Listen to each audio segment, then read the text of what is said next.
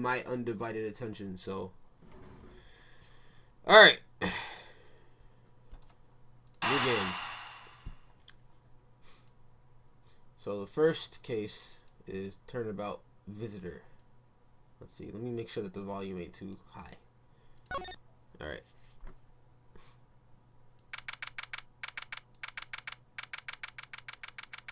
So March 14th. To make sure the defendant is found guilty, what other choice do I have? That's the job of a prosecutor, after all. That may be true, but why? Oh shit, okay. Why go this far? Oh man. Sorry. Maybe I wasn't clear. So maybe I wasn't clear enough, but a guilty verdict is all that matters to me. Oh shit. Oh, we got the 9mm, no matter what the cost. Oh, that's Edgeworth's jacket.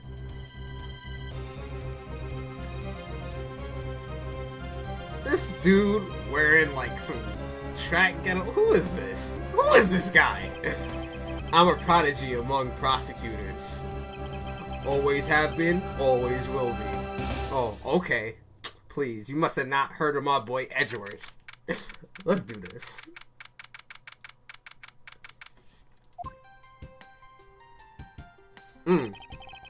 It's hard to believe that I've been away from my office for a whole month. I hope Detective Gumshoe has been keeping an eye on my office and keeping it clean. The door is unlocked. Detective Gumshoe. What's the smell? It's very familiar. Blood? Oh damn. This is his office right here. Okay. What the? What's the meaning of this? Freeze. Oh shit. You holding him up? Oh, you holding my boy up? You holding my boy Edgeworth up right now? Oh man, don't be doing this to me. Identify yourself. Shut up. Boy, if you don't, you got some nerve committing murder in a prosecutor's office. Oh shit. Is that a threat? Let me make one thing very clear. What? No one gets away with committing murder in my office. No one. Yeah, back off. Walk off. Walk off. My name is Miles Edgeworth, and I work as a prosecutor in my local district. Little did I know, upon my return home after a month abroad, I would be thrust into a multitude of cases, and some very frantic and busy days. Damn, okay. Oh, he got the squad up and everything. He's ready. He's like, you want to go ahead and do this? Okay, my organizer. Let's look at this. So this must be my case record. Prosecutor's badge. Proof of my profession. However, I prefer to keep it in my pocket. Oh, okay. Okay, edgy.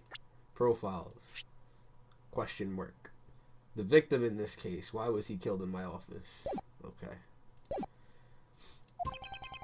Don't worry, I'll switch back and forth between the bottom and top screens when I need to, so don't worry. I've finished photographing the victim's body, sir. Very well. Continue your investigation. Yes, sir. Okay, you got the finger. Yo, he's trying to check for fingerprints right now. Oh man. Okay. Damn. Alright. Yo, is that who I think it is? Keep it down, detective. This is a crime scene. Oh, of course it's this guy. Yo. Gumshoe. When I heard that a murder had taken place in your office, I ran up here straight away. This is Dick Gumshoe. He's a detective with the local precinct, and the one they assigned to handle this murder case for the time being. You're looking a little pale, sir. Are you hurt? No, I'm perfectly fine. However, look what they did to your office. It's totally trashed. I'll say, the culprit sullied my floor with dirt rather as well. No one gets away with tracking mud into my office. Whoa, sounds like you're really getting burned up over this whole thing. This crime was committed in my office, so it's my responsibility to solve it. That's just like you, Mr. Edgeworth. Okay, time to do some investigating.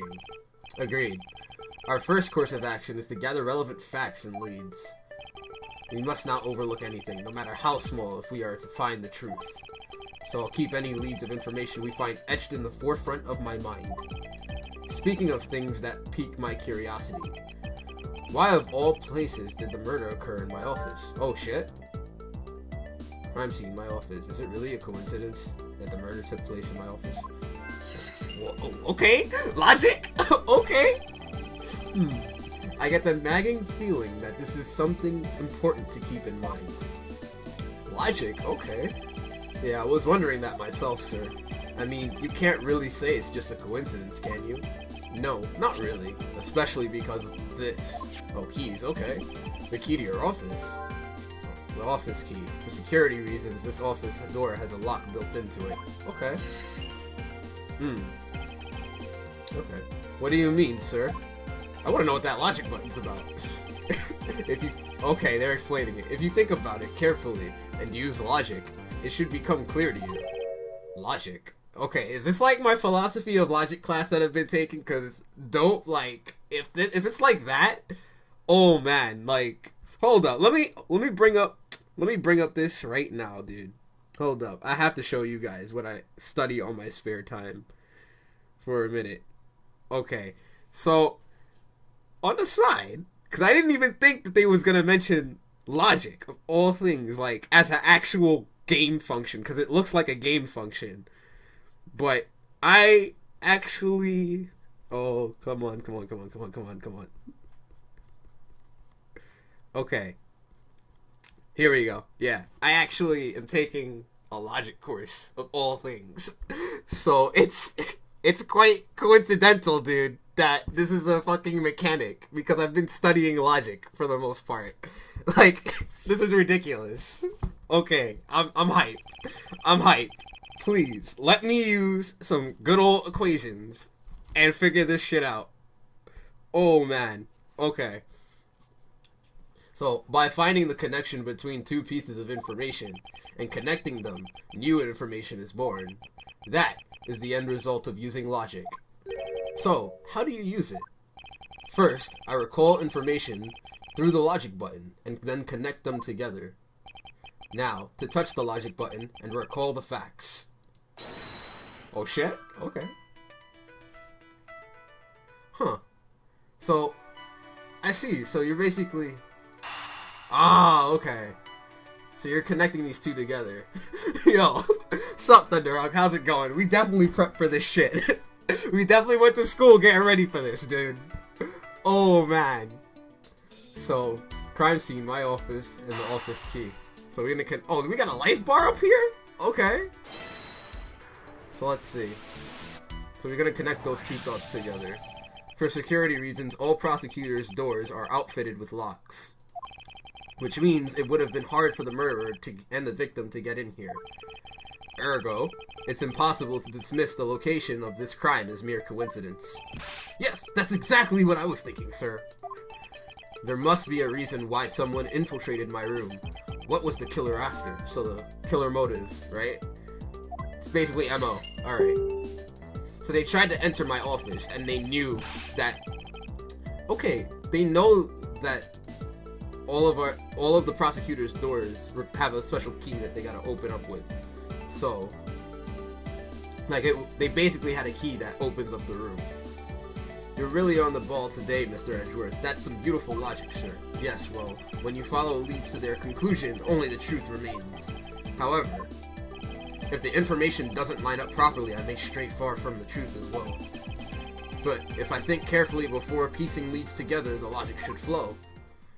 Also, Edgeworth seriously is breaking the fourth wall and making logic sound broken. Hella broken. Well, let's get started with our investigation, shall we? Yes, sir. Okay, begin investigation. The basis of any good investigation is to examine everything, sir. I know that. And when I want to examine something, I simply touch the examine button. Oh, if you ever feel lost and you want to talk, just touch the partner button. I'll give you great precise advice as an ace investigator. Oh, okay. Something to try later if I have free time, I suppose. Oh, okay. Wow, you can use a touchscreen to move. Okay. What about saving? How do you save? That's the first thing, because if I'm going to do this, I need to save. Like, I need to abuse the Yes. Yes, you could suspend play. Let's go. Alright. So that's what we'll do. Oh man, running animations. I'm not used to this. Okay, so first, I want to examine this gun. What have we here? Could this perhaps be the murder weapon? If so, it would mean that the killer made their escape after disposing of their gun here. I think I've seen one of these before. Care to enlighten me as to where? Oh, I know. I was issued this exact same model, I think. Detective. I don't really like guns all that much. I mean, they're really dangerous. But now that I think about it, you do see this model around the precinct a lot more, sir. I don't use mine much, except in emergency, so that's why I didn't recognize it. So, it's the same type of revolver as the ones used by this precinct's detectives. So, found at the crime scene, it's the same model, yeah. Same model uses precinct detectives. So that means... Well, we'll figure out more information. Let's go to the actual body. They finished photographing the body, so it should be alright to examine this area. I won't rest until I've inspected every suspicious-looking nook and cranny. Pro tip, partner button is useless as crap, only good for flavor text. Damn. That sucks, I thought it'd actually be useful. Then again, it's Gumshoe. You expected to have helpful thoughts? I mean, maybe. Okay, so let's examine some stuff. So let's see. We can examine the body, of course. Look. Everything has been tossed all over the place. Alright, let's figure shit out. Let's see here. There's blood all over his lower abdominal area. It looks like the bullet passed clean through his stomach area, sir. In other words, he was shot. Yup, and until the autopsy's done, I don't think we'll know much more than that. Please have the body sent to the morgue once they're done processing the crime scene. Ah, okay. Crime scene notes. Are you gonna be okay with keeping track of the evidence we find, sir? Of course. This is the safest way I know to keep track of it all. So this is basically like our court record, okay. Alright, if you say so. I keep all the evidence I find either in or with my organizer. When I want to re-examine a piece, I have but to touch the organizer button. So this is, yeah, our court record, essentially. Bullet went clean through the victim's abdomen. The body was found at around 2:05 a.m. Okay. So we in the early morning right now. Okay. But the organizer isn't only for evidence. I keep people's profiles on hand in it too. Well, of course. It's probably a good idea to make a habit of checking the facts often. So we examined the body, right? Is there a difference between examining the hand? Oh no, there isn't. Okay. Thought there would be. Yeah. So let's examine this book. What do we have here? Hey, I think I've seen one of these before. It's a police badge, detective. Oh, hey, I have this exact same thing. Actually, what a coinkydink. Let's take a look inside. Ah, that fills up one of our profiles here. So this guy is Buddy Faith. Okay. He's a detective. So it explains the gun. Yeah. It explains the gun. Victim was a detective. So you could... Oh man, logic. Let's go. Wait a minute. Yeah. Yeah, a few pieces of pertinent information. Now to calmly use logic and figure out if any of them are connected to each other. So, we have the revolver, right? It's used by the precinct detectives. Victim was a detective. So we can assume... Let's see. Let's go. The revolver, the standard model used by detectives. Could it have belonged to our recently departed? Detective Gumshoe, could you please thoroughly check the victim's body one more time? Yes, sir. On it now, sir. Excuse me, pal. Let's see. What have we got here? Oh, shit. Holster. Okay. Mr. Edgeworth, sir. This guy's wearing a gun holster. So it appears that our killer somehow managed to take the victim's gun from him. Obviously, there has to be some form of struggle. If the guy's a detective based on what we found out by examining him, and the dude has a revolver. The revolver is like is issued by people in the detectives in the precinct. Then obviously there was a struggle to get the gun. Let's see what else we can find out about this revolver. All right, so let me switch this up. Because they're gonna have me use this bottom screen if it's anything like Apollo Justice. As I always say, you've got to look really carefully at each piece of evidence. You can use the scroll wheels to rotate an object. There's no such thing as a bad angle. Use the slide bar or the X and Y arrows to zoom in and out to get at the nitty gritty. Okay, so let's see. So what are we gonna look at here? And another FYI, you did logic right. If you get the white explosion after it... Oh, if you get the white explosion after it. Okay. Then I did it right. You failed if the two break off without a flash. Thanks. Thanks for letting me know. Alright. So let's see.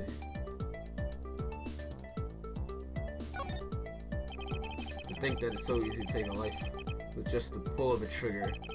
You know, I can't ever see myself really liking guns. Oh, but I love the ones they use at tracking... Come on, Gumshoe, really? If you take off before it's fired, everybody always ends up following your lead. To chase you down for a false start, detective. Now, dude! Come on, Gumshoe.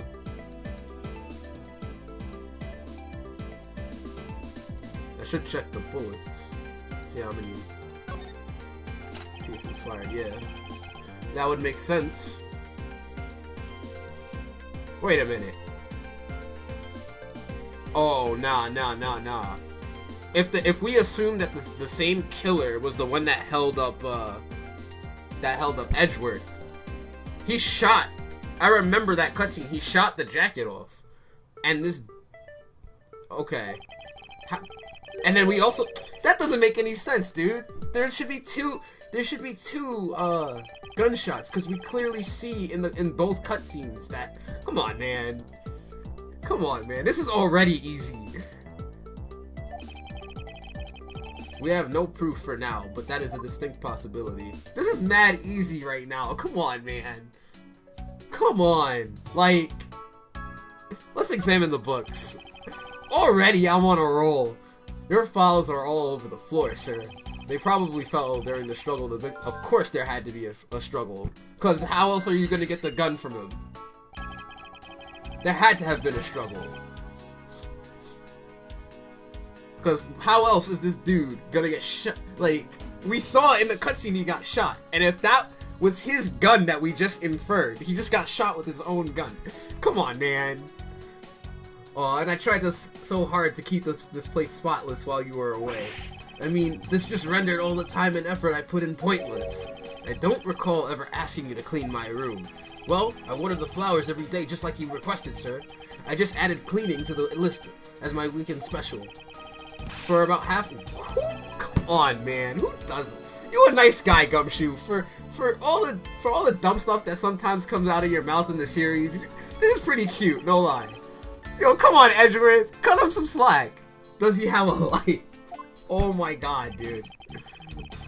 I guess this is about all we're going to find out. We should send the body to...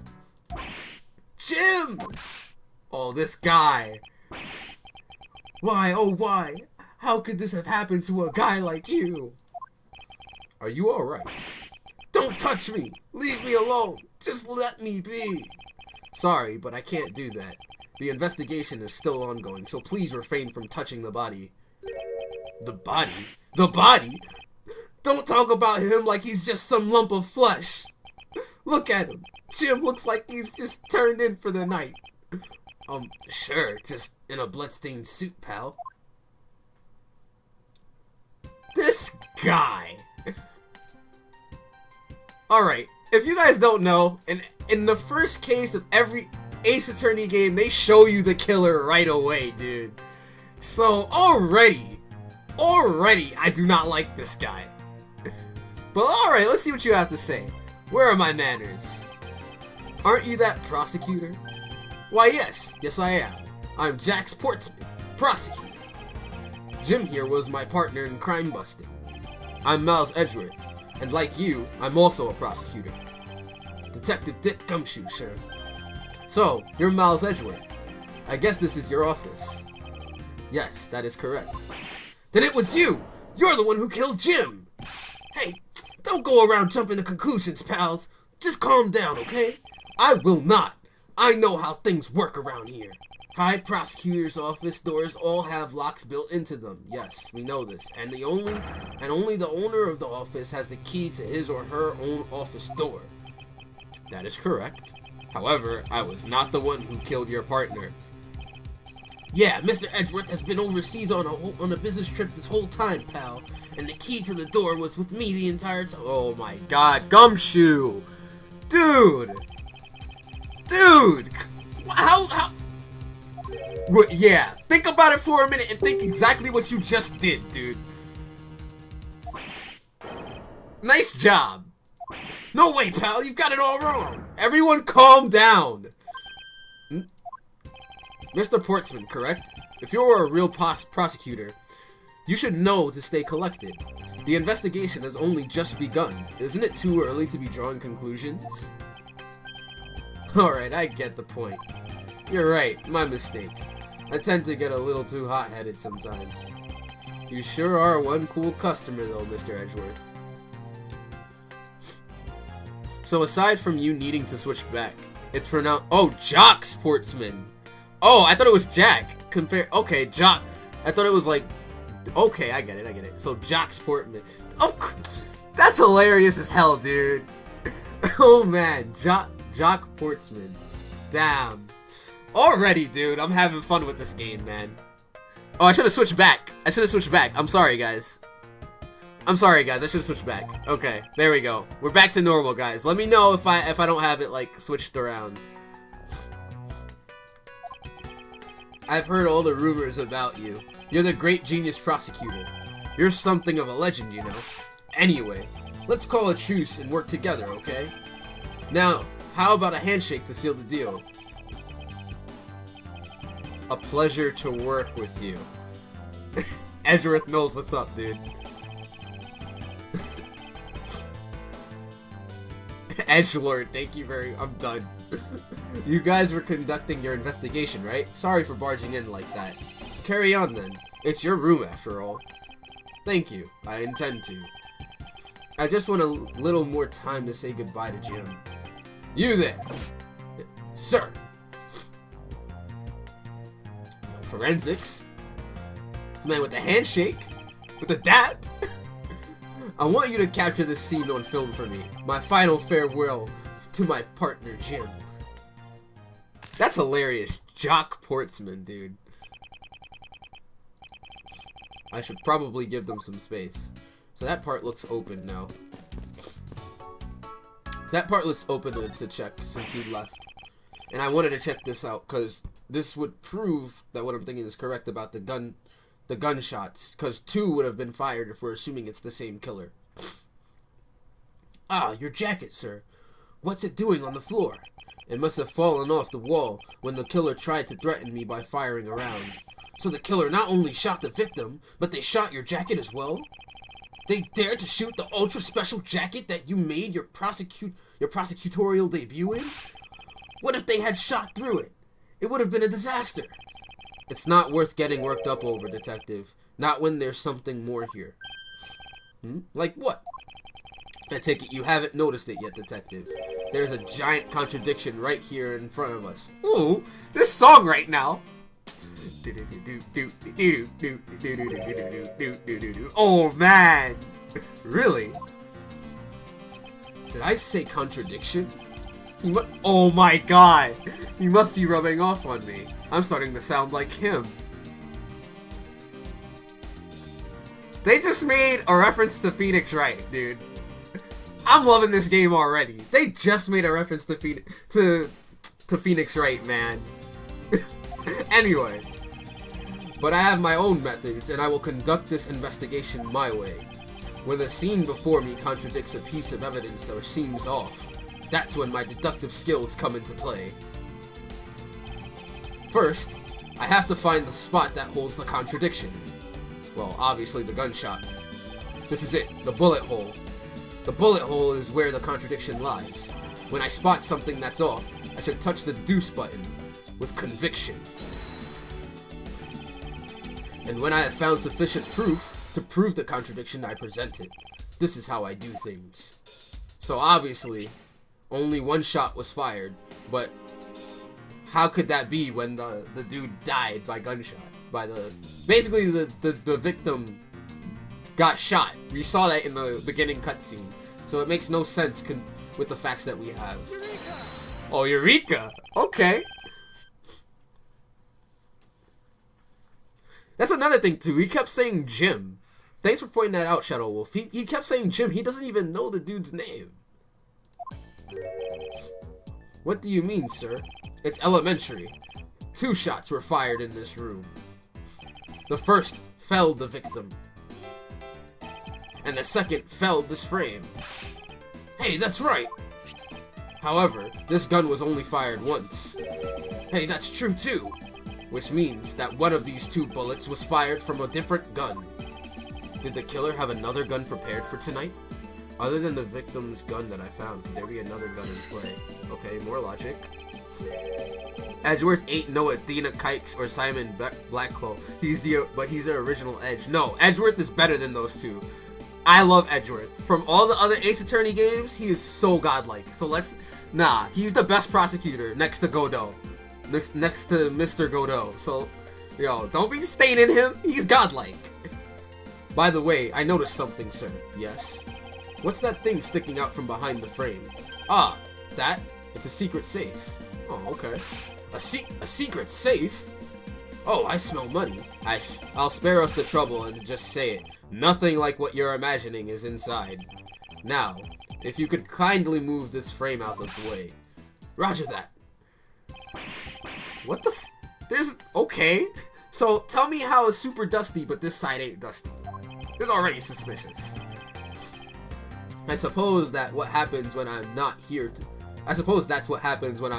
dust it once in a while. I had no idea there was a safe here, or I'd have kept it clean for you, sir. So, when did you put this thing in? It wasn't something I had installed personally. Every prosecutor's office has one. Really? I had no idea. Well, only prosecutors are supposed to have knowledge of their existence. So, what's inside, Mr. Edgeworth? Right now? Nothing. We only use them to store especially important evidence when a trial is in session. That's it? Talk about squashing my hopes and dreams. Right. So the secret safe is probably used... Yeah, it's used to... This is repeated text! He said that from the body. Come on, man. Come on, Capcom. Each prosecutor has one in their office. Only they know of the trial evidence used. Okay. Yeah, shows us a picture.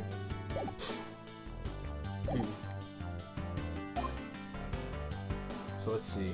Obviously, I'm gonna examine this because this has no dust compared to everything else.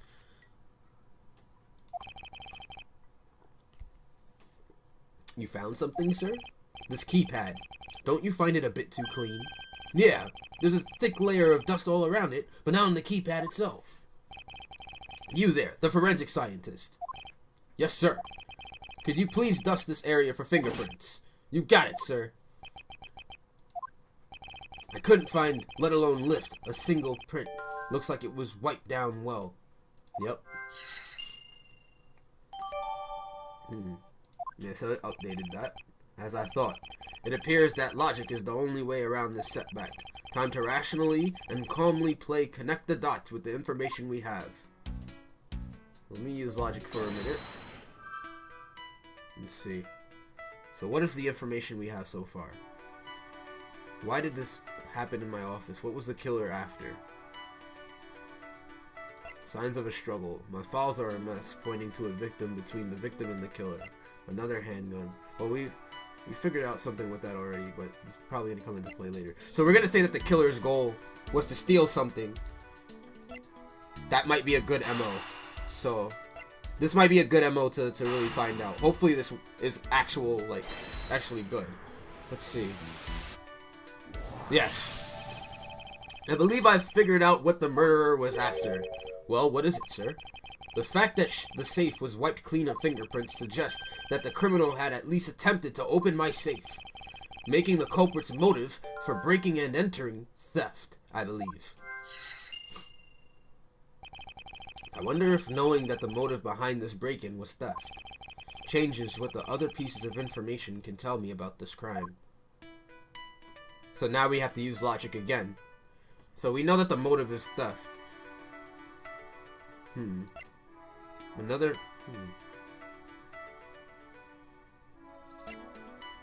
Let's try to link the theft and signs of a struggle.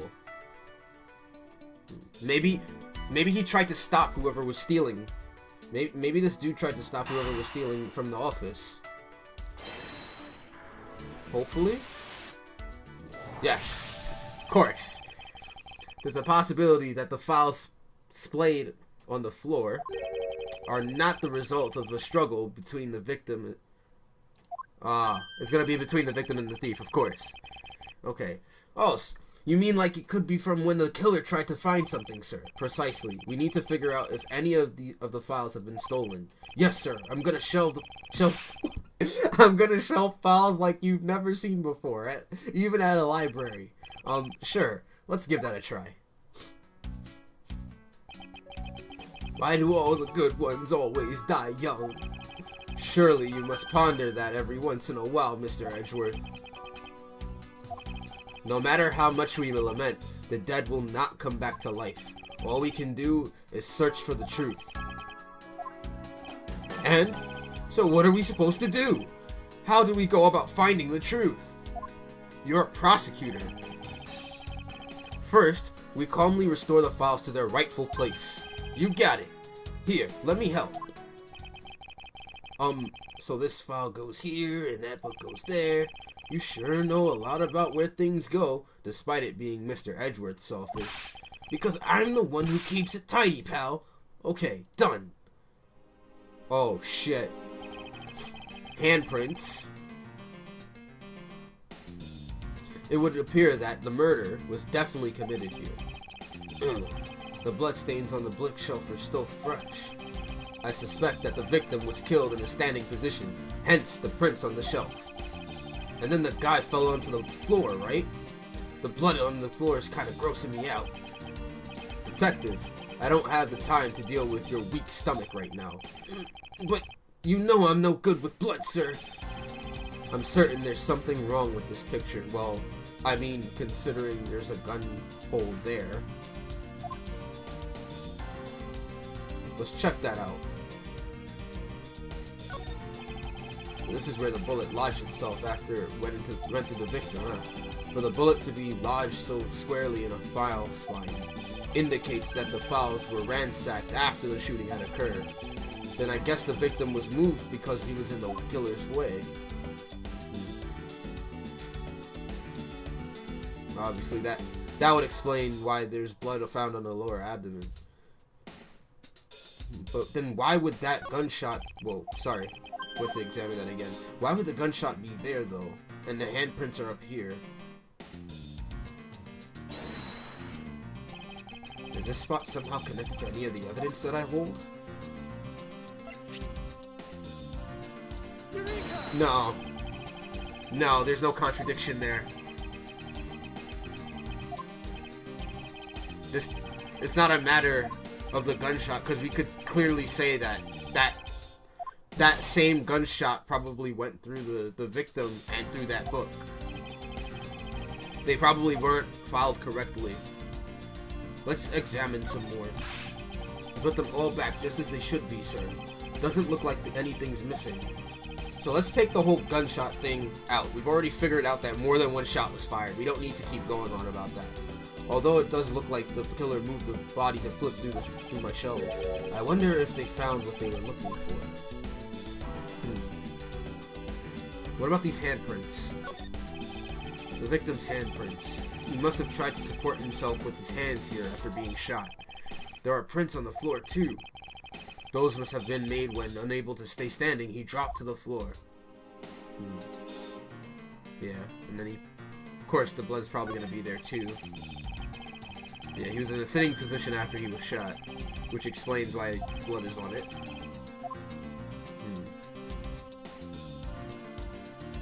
What about these? Yeah, we don't need to examine this, so I need to figure out the contradiction. So let's look over the court record. Bullet went clean through the victim's abdomen.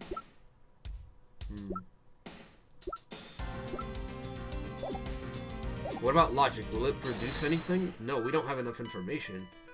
Yeah. We don't have enough information. I don't want to be stumped so early in the game. Well, the safe... Okay, let's try the crime scene notes. Whoops. It went clean through the abdomen. So wouldn't... Let's try to deduce something here.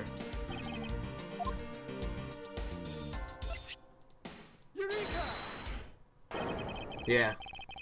If it went into the abdomen, why is the bullet hole so low? Yeah, it makes sense.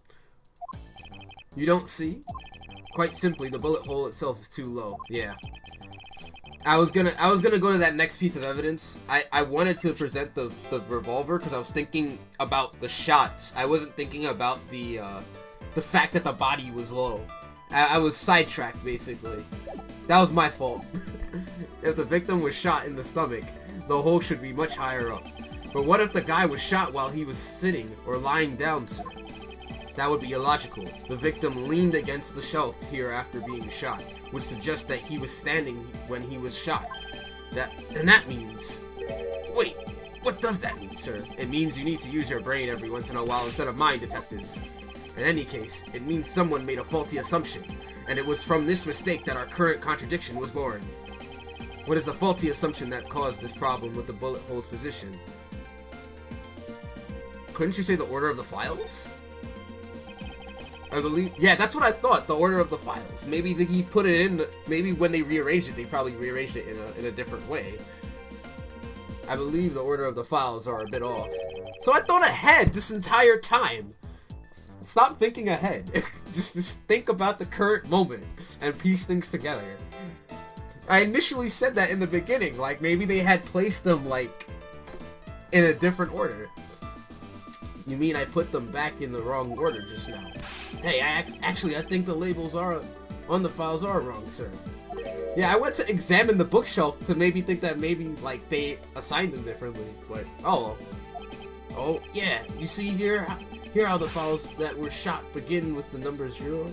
Oh, you see here how the files that were shot begin with the number 0. Yeah. What are all those doing way down there after 1, 2, and 3? That's really weird. Actually, the way they are organized now is the correct order. They are exactly as I see them in my mind's eye. Wait, what? But the numbers are all out of order. Those white binders are special, so they are arranged a little differently. Ah, okay. But from this, we know that the files were not in this order when the crime occurred. Aha, so that's it. I believe the killer made the same incorrect assumption as you just did, detective. Let's rearrange the files in numerical order and see what we find out. Do you think it'd be okay to prop the body back up to how it was before it was moved? They finished processing the crime scene, so I don't see why it wouldn't be. If you please, Detective Gumshoe. As I suspected, the bullet hole is now where it should logically be. The killer went through my files first before shooting Mr. Faith, and then put the files back in numerical order, I guess. Exactly, and then proceeded to shoot the victim. But why would someone kill a man and then look through your files one more time? Puzzling indeed. The files were thrown into disarray twice. Once before and once after the crime. But why? Yeah, so he rearranged it twice. Okay. Now the crime scene is as it was at the time of the murder. Time to give it another look. So let's see what we got in our logic so far. I'm not going to use it yet. So we got files in disarray and another handgun. So that's what we have so far. So let's start examining for more clues. Well, obviously this... I'm seeing some letters over here, so...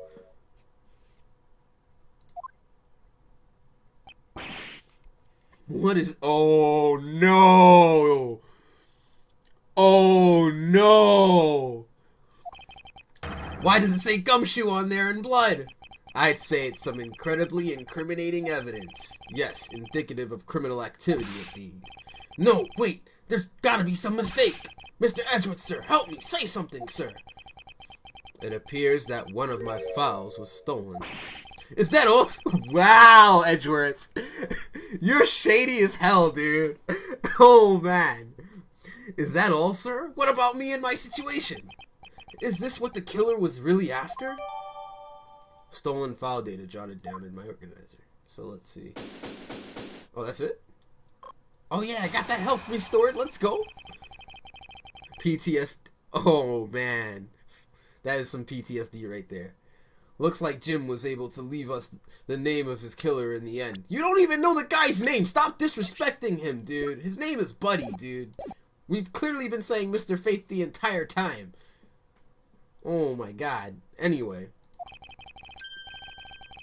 And this most important message managed to reach us. I'm telling you, it wasn't me. You can't be terribly pleased to hear that your beloved partner is the guilty party. If you are going to accuse Detective Gumshoe of being the culprit, I sincerely hope you have some proof to back it up. Jim's words. They're more than enough, wouldn't you say? If that's how you want to play it, then at least allow me to understand your reasoning. You got it. I don't like this one bit. There's something strange about this man's attitude, and there must be some sort of flaw to his logic waiting for me to dig out. Mr. Edgeworth, what are you gonna do? What I always do in court. I'm going to cross-examine him. One way or another, I'll expose the flaw in his logic with this technique. Ah. How do you do that? Can you explain it to me, sir? Well, I know cross-examination from the other Phoenix Wright games, so I'm sure it will be the same, right? Should be the same. Maybe some other time. Mr. Portsman, if you are ready. Oh, if you don't have time, you could just say so, sir. I feel sad for saying that now. Okay. Mr. Portsman's logic. Detective Gumshoe. You stole Jim's gun from him and shot him dead. Further, you messed up the files to make it look like you had committed theft instead. That's when you moved Jim's body that was sitting in front of the bookshelf. But thanks to that, you didn't notice the bloody letters his body was hiding. And it will be by his final words that you will be brought to justice. That you will be brought to justice. Oh god. You intend to argue that the victim's dying message points to his killer? I can hear Jim's voice, and he's calling for his killer's arrest. Are you sure you're not mishearing his words, Mr. Portsman? There is no way Detective Gumshoe is the culprit here. I will find the flaw in this man's logic, and expose it with credible evidence. So, there's my rebuttal, eh? Okay.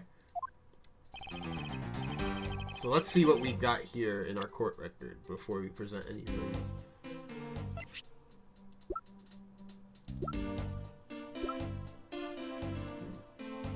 Well, let's press some things too. That's another thing I usually do whenever I play Ace Attorney. Well, let's just read through everything again.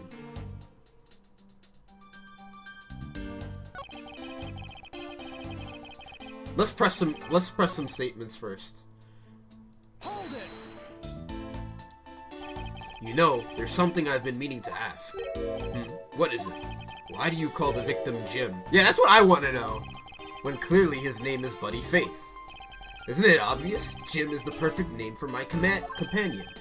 Jock and Jim. What? Don't those two names go together like peanut butter and jam? But Jim isn't even close to the guy's real name. Well, Jock and Buddy just sounds off somehow. Besides, he was the third of a bunch of guys I decided to nickname Jim. He talks about the victim like he was his pet. Further, you messed up the files to make it look like you had committed theft instead. Hold it! Do you really think it was necessary to dishevel my shelves twice to do that? That's true. Okay. Then maybe his real intent wasn't theft. Hey, are you accusing me of stealing something from Mr. Edgeworth? It's a possibility. Maybe your salary's been cut so much that life is getting a little too rough to handle. I'll have you know that I eat 3 square meals a day, pal! Okay, so all 3 of them happen to be instant noodles, but... Poor thing, what an evil prosecutor you were paired up with. And what a motive, no? Oh my god. That's when you moved Jim's body that was sitting in front of the bookshelf.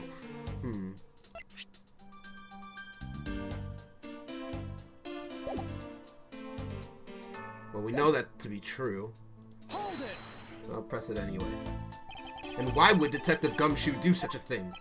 Because the body was getting in his way. He had to mess up your bookshelf somehow. Anyway.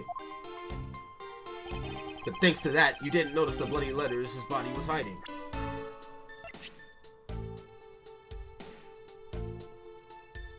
How could you not notice that, though? Objection! How could you not notice that? How could you not notice your own name? How could you not notice your own name? What? What? If I'm the killer, and I'm gonna shoot you, I'm so stupid I didn't see that before. It's so obvious. If I'm the killer, and I see my name, if I see my name and I'm the killer on anywhere in the crime scene, I don't want that shit there. Get that shit out of here. Like, what? Dude. Anyway. Bringing a bit of the courtroom into this, I see. No problem, I'm game. I can't help but find it odd. Excuse me? Odd that a fellow prosecutor would be brought down by the power of his own office. What are you talking about? Oh, you're joking, I get it. If you have the time to laugh, then you have the time to take another closer look at this. Do you still not see? If not, may I direct your attention to the missing file? What? That's impossible! What's impossible, Mr. Portsman? What's impossible? Nothing. The files on that shelf are about a certain case. All about a certain case. When the killer went to take the file after murdering your partner, I highly doubt they could have missed the bloody letters written on the spines.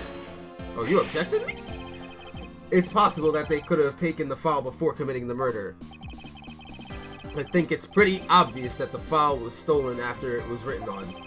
The missing letters in the detective's name where the file should be is proof.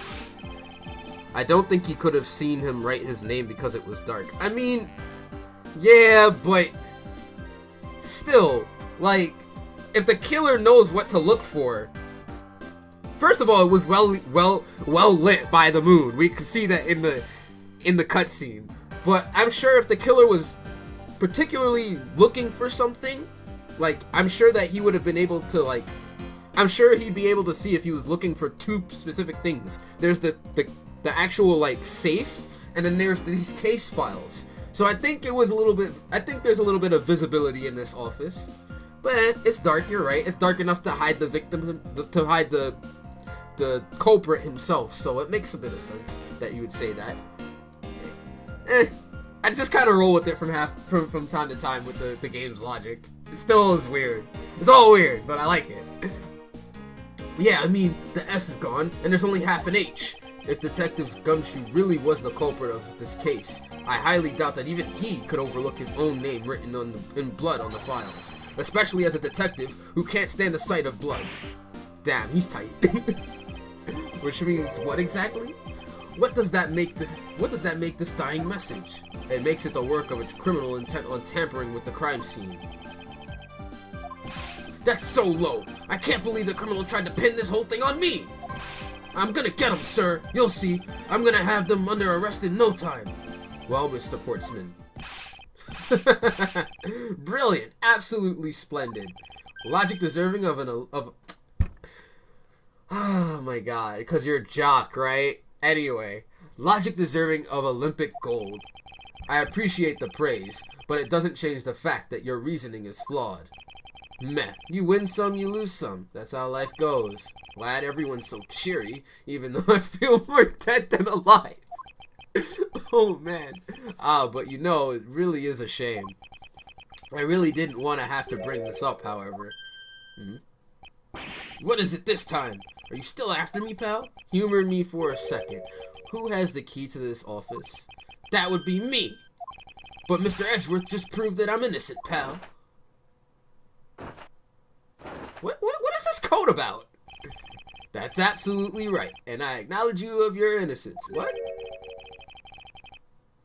Then why do I sense that you still have something to say? What are you doing? Well, I was thinking, did you know there's one other reason? There was one other person with the key to this office? One other person. Why did I think reason? Person. I don't know why I thought that. Hey, you there. Yes, sir. What is it, sir? Would you kindly fetch and escort that love... Oh, wait a minute. A lady. That girl is a member of this building's security. Think of her as a material witness. Security? Did you say security? Oh. What about security? So, who is this? I believe she needs no introduction. I have called upon... Oh, Miss Maggie... Oh, man. Miss Maggie Bird? Miss Maggie Bird. I remember Maggie. I forget which game she was introduced from, though. She was in the first 3 games. I think it was this... Was it the first one or the second one? I'm not sure. Was it Justice for All or the original Ace Attorney? Ah, okay. Okay, I remember the character, but I don't remember what game she was from. Detective Gumshoe, sir. Maggie. Mrs. Bird is the security guard on watch tonight. I see. And your point is? My point is that she could very well have used it. No. Second case, first game. Yeah, I figured it was Justice for All. Justice for All came to mind first. Thank you. And by it, I mean the master key, which can open all the office doors in this building. And the third game as I made. Yeah, thank you. Yeah, I figured as much. I remembered her from one of the 3 games, that's why. Hold up. Thank you guys for watching. So, like, I really appreciate it. I'm really happy I'm playing this game right now. Like, I've got so many, like, Ace Attorney games to run through, because I've got, I've got Ace Attorney Investigations 2, and then I've got, Ace Attorney 6 that I'm playing on the side right now. So it's pretty cool right now. It's pretty cool. I'm just managing the chat for 1 second, guys. Give me 1 second. Maggie all grown up. Facts. Looking hella all grown up.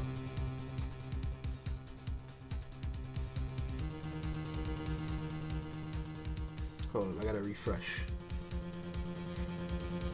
This is crazy, though. What do you guys think so far? This guy's obviously bullshitting himself. Just wait till you get to AI 2. Shit's hype. Really? Let me know, dude. Let me know how hyped that shit is, because I'm sure I'm having fun with this right now, so... Oh, man. Oh, my tablet says limited access. Not good. Hold up, guys. Give me 1 second. Why does my tablet say there's no internet connection? Alright, let me not stop the momentum. Let me go ahead and... Oh, that's the best game in the series? Law School. Facts, dude. I'm just waiting for Best Girl. I wonder who Best Girl is. Anyway, hold up, guys. I'm gonna open up the stream on my actual PC. There might be a bit of lag. Just give me a second. I can't access my chat right now, and I need that. So, hold up, guys.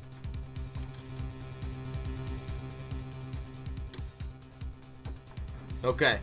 Sorry about that.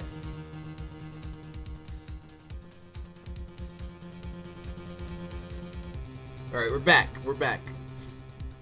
If best girl has 3 legs, I think I know where we're going. What? What about 3 legs? What? Okay. Oh man, so she's the security guard and she has the master key, which opens all the master key opens all the doors to the prosecutor office. So therefore, since she has the master key and can open all the doors, she must be the murderer because she can get in. Because Detective Gumshoe ain't guilty. Like, oh my god, dude. How could you?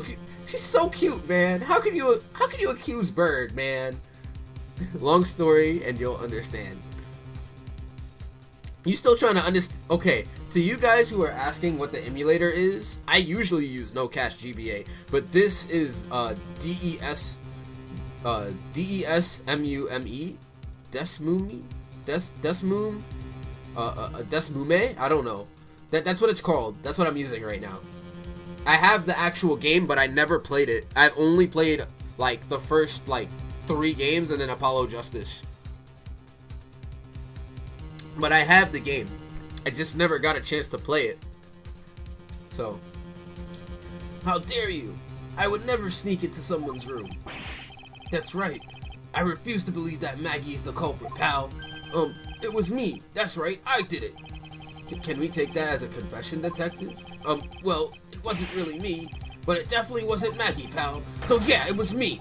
If it was, you'd have no problems with that, right? Please refrain from flying off the handle, detective. There is no need for such theatrics. Listen to your boss, detective. He understands what I'm saying here. Why you... Just stop. Take the jacket off. That girl is the only one who could have committed the crime, and for one simple reason. Huh. Okay. Explain. It's pretty obvious that Miss Bird snuck into your room using the master key. I mean, if Detective Gumshoe isn't the one who opened the door, then that leaves only Miss Bird as our prime suspect. On top of which, she knows our good detective, doesn't she? Making it all the more probable that she was the one who faked the dying message. Huh. So you're saying she used the master key. Master key. Okay, daughter. Okay, I gotta figure that out. Let me go back in my court record, please. Oh, organizer. I gotta call it organizer. This can open every office door. Okay, controlled by security staff.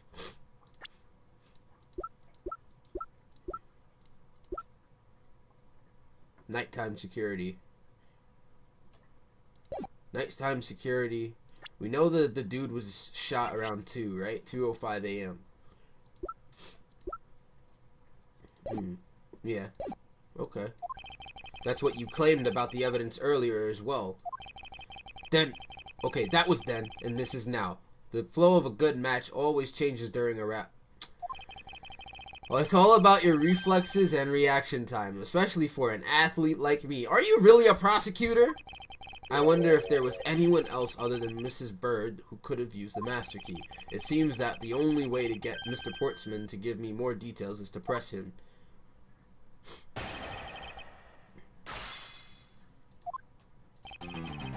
It's pretty obvious that Miss Bird snuck into your room using the master key. Nah, let's figure this shit out. Are you sure Miss Bird is the only member of security who could have used the master key? There's only one person on staff at this time of night, and tonight she's it. Right? Which goes with the facts so far. Isn't that right, Miss Bird? That's, true, but I wasn't able to use the master key at the time of the crime, sir. Wasn't able to? What's that supposed to mean? Yes, moving on. No, go back to that. What are you talking about? Hear both sides. But you can't really trust her not to tell lies. Plus, I hate wasting... Dude, you hear both sides of the story. Ask for more details. But seriously, though, who let this LeBron James fucker... who let this LeBron James shit a badge? Like, I don't know, dude. This is pretty bad. This is pretty bad. This is pretty bad. Not so fast. I, too, am interested in hearing what Miss Bird has to say. Didn't I just say it'd be a waste of time? We don't need to hear her lie. Stop! I'll be the judge of that. Miss Bird, if you please. Good. I discovered that the master key... But the body was shot around 2. The body was shot around 2:05, and it was missing at 1. What do you mean by missing? As in, it wasn't anywhere in the security booth, sir. The killer must have stolen it. Mr. Portsman, I believe this to be an important piece of testimony, don't you? I can't believe that someone like you would be taken in by such words. I'm not lying, sir. If that's the case, then I'd like to know why you have the master key now. I don't quite know. It just reappeared all of a sudden, sir. Ha! A likely story. And where is your proof that the key was stolen to begin with? I bet you just forgot where you put it, and then found it again. I never lose things. I can practically guarantee that. With me, if something disappears, it's usually because someone stole it. Yeah, pal, trust me, you don't want to test just how bad her luck is. Unfortunately, I can't deem this piece of testimony as conclusive. Glad you agree, Mr. Edgeworth. But, you still haven't established Maggie's motive for breaking into Mr. Edgeworth's office. Her motive? Didn't we already establish that it was theft? I mean, the culprit clearly went through the bookshelves and at least tried the safe. It is as Mr. Portsman says, Detective. I can't ignore the fact that all the evidence points towards a motive of theft. But I'm done taking blows. It's time to counterattack with a few facts of my own. Her intent, from the messed up shelves to the wiped down safe, I'd say thievery. It sucks that I can't use that testimony. I thought I was getting somewhere. Let's press this one. I concur that the culprit's motive appears to have been thievery. However, glad to hear that the great Miles Edgeworth is in agreement with little old me. However, with regard to the investigation of the bookshelves and safe, hey, good thinking, asking for my opinion on the matter. Would it be too much for you to allow me to complete a full sentence? I mean, if Detective Gumshoe isn't the one who opened the door, then that leaves only Miss Bird as our prime suspect. Don't you think it's a bit early to be jumping to conclusions? Are you saying there's another way to open the door other than with the master key? Oh, I get it. Perhaps you had a spare made for someone else. I'll have you know I have never made a spare, so what are you insinuating? Nothing. Guess I should have known better than to suggest that someone like you would. On top of which, she knows our good detective, doesn't she? Making it all the more probable that she was the one who faked the dying message. By dying message, you mean the bloody letters that spell out Gumshoe? I figured that whoever wrote his name must have wanted him to frame him, and just the act of choosing his name is proof enough that the two knew each other very well. Mr. Edgeworth, what are you waiting for? Hurry up and present some evidence. I would love to, but first we should listen a bit more and digest what he is saying, and press him for more information. Do I have to press the other? Oh my god, that's annoying. Hold it! I thought we had established Detective Gumshoe's innocence pretty thoroughly. It was just a theory, one hypothesis among the many possibilities. I mean, I had my doubts about Miss Bird from the very beginning. Really? Really? Really, man? No, you didn't. You had your doubts about Gumshoe and then switched it to Bird. If that's the case, then why didn't you mention her first? Now, don't make that face, see? There goes the truth, running the other way. Let's pick up the pace and see if we can catch up to it. I don't think you're catching my drift. Ah, but we are in agreement that the detective isn't the killer, right? If so, then I hope you'll understand when I say that since she is the only one who could have opened your office door, that leaves Miss Bird as our prime suspect. On top of which she knows of our good detective, doesn't she? Is there anyone in this district who hasn't at least heard of Detective Gumshoe? Good point. He's practically a celebrity among us prosecutors. Really? I never knew I was so talked about, sir. We're holding our collective breath, you know. For when you screw up so badly that you're literally chased off the force. What? Come on, man. That's... Dude. Come on, Edgeworth. Thank you, Edgeworth. Why you gotta bullshit, Edgeworth? Stop with the shade. Don't scare me like that. I almost had a heart attack there. What's up, Kuroni? How's it going? Yeah, I pressed that statement already. It seems that I probably won't have anything to present to this. Hold it. Are you sure Miss Bird is the only member of security who could have used the master key? There's only one person on staff at this time. Oh, yeah, I already checked this out, didn't I? Whoops. That's the A button, right? What's the B button? Do I have a B button set up? Damn. I gotta find a way to skip through this. Is there a way that I could press like the B button or something to skip this, or no? I'm just stuck here. Yeah, I'm stuck here. Objection.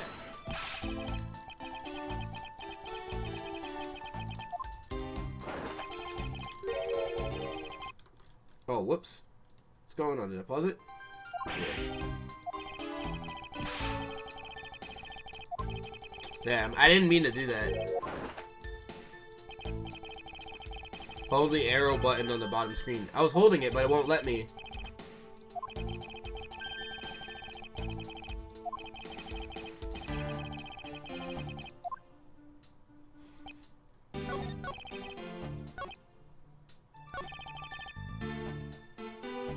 Yeah, I was trying to, but it wouldn't let me. Yeah, this time it did. I already pressed that one. I say thievery. I pressed that one. And that leaves our only... Huh. Hold it. I do have to present something. It seems like I do.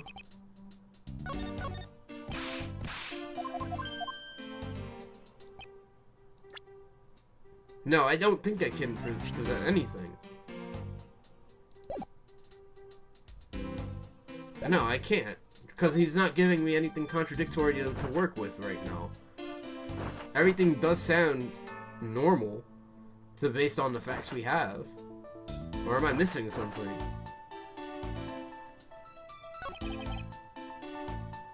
Read pro tip up there.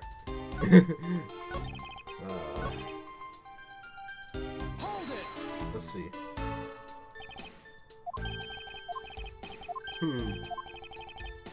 I should have pressed everything, not just what was relevant.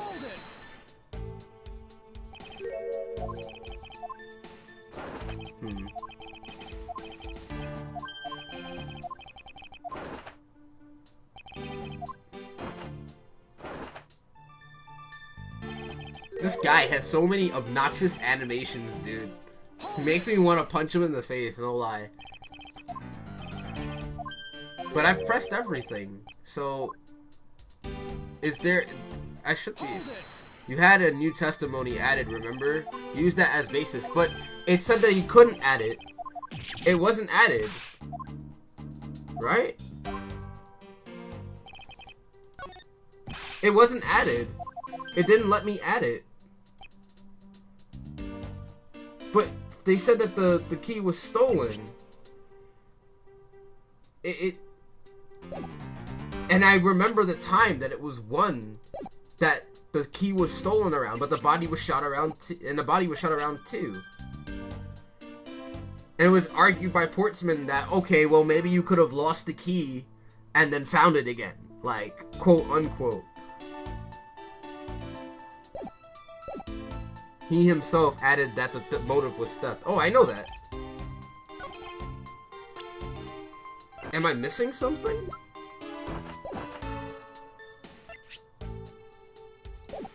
Oh, man. Do not tell me I got sidetracked already again.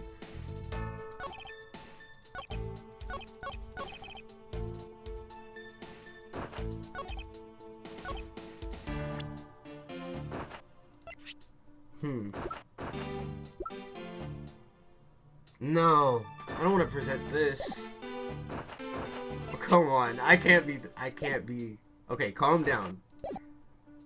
Okay, think about things thoroughly. Her intent, from the messed up shells to the wipe down safe, I say thievery. What up, memesters? How's it going, dude? How's it going, Max the Scrub Lord? But Yeah, the prints were wiped down. Oh, man. It is thievery, right, but... Fellow cucks. It was stolen from the security office, but... No. Obviously not. No, there isn't a flaw. Not there. Am I missing something? He said that it wasn't added.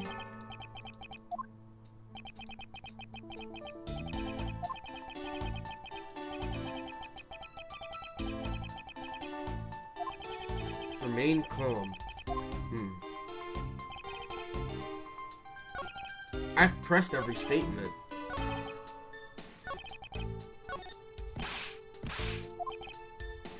Don't give me the obvious hint. I want to figure this out. Because I probably am missing something. I need to figure out exactly what he said. I can't believe I just, like... I just blasted through everything.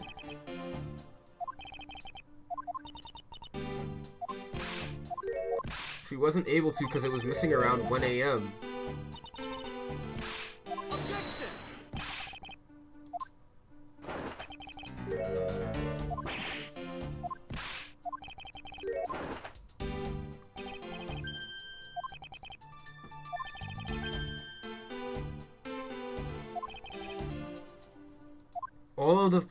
Everything points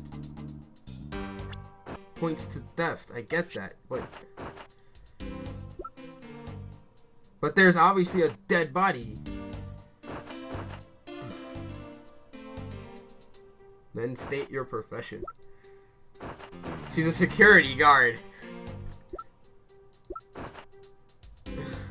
Damn it, dude.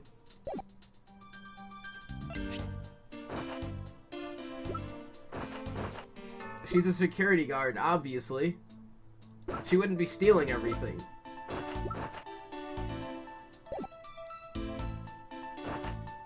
Who wins Marvel? Never. Sup, Ghost? Oh my god, dude.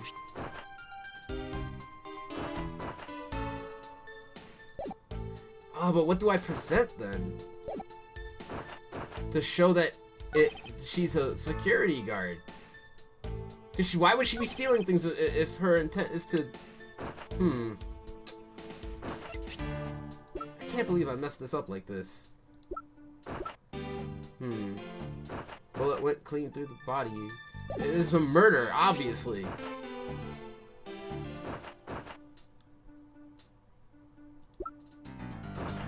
Ugh. Too many overheads, facts, dude. Too many overheads. I just completely, like, got brain farted just like right now, dude. Oh, man.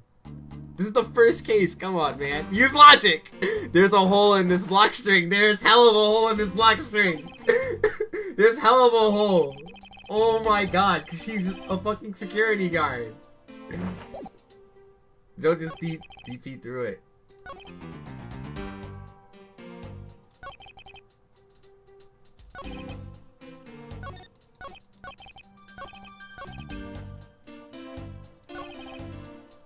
Check all your normals.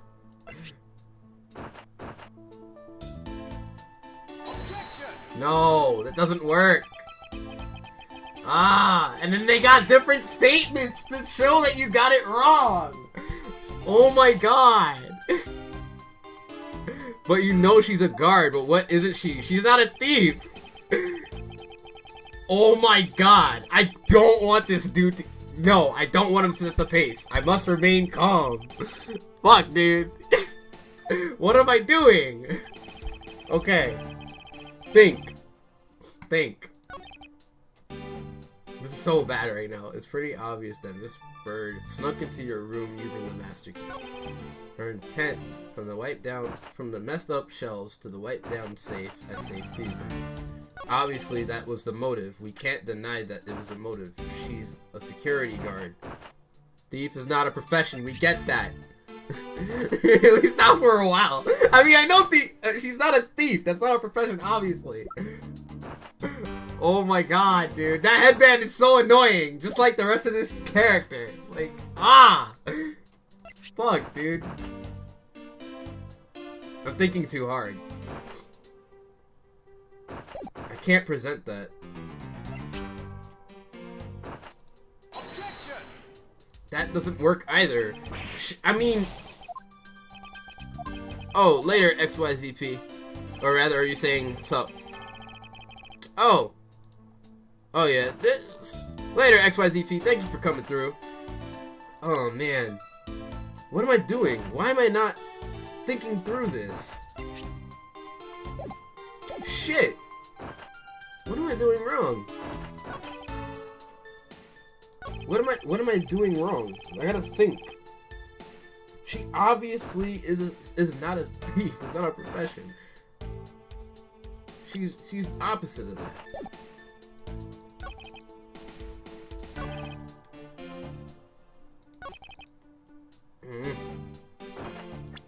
Read your evidence completely.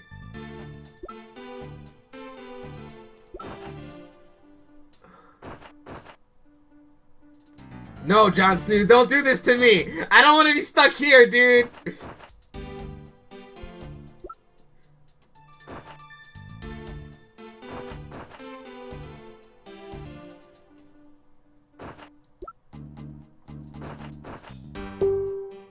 This can open every office door. It was stolen from the security desk.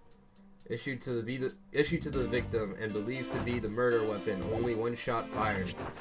Each prosecutor has one in their office. Only they know the prints were wiped, obviously.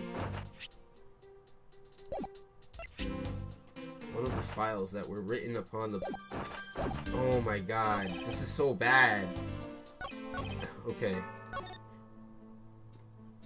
Snuck into your room using the master key. Stolen from this... Okay. I have it on Steam Max. Stolen using the master key. We get that. It was stolen using the master key. Come on, man. Stolen using the master key. This can open every office door. It was stolen from the security office.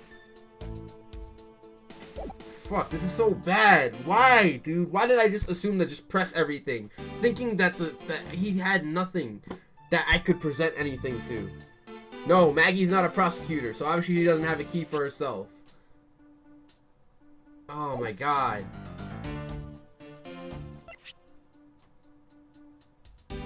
We obviously know Maggie is not a prosecutor. We know Maggie's a security guard. But he said that she could have used the master key. Don't backseat! No, fuck, just backseat, just do it, Cause I've already missed it. I'm really bad at this, dude. Oh my god. Cause I've just been stumped for no reason. Stop. Think. They already did 30 damage. Let's not talk about this. Just do it. Oh my god, dude. Don't. Wait, what? Don't? What are you talking about? Confliction. Oh my god. We know that he's saying the motive here. Confliction, I mean contradiction. Oh my god, dude. Stop.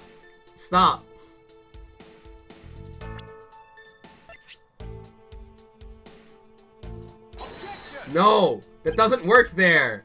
What am I doing? Stop.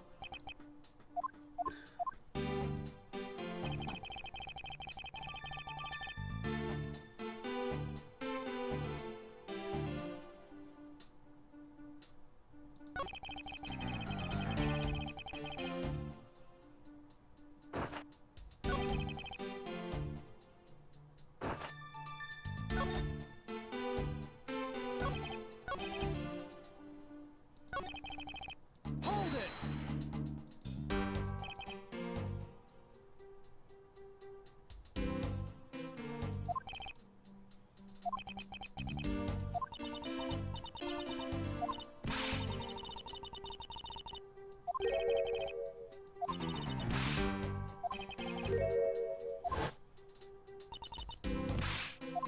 I get that it was stolen.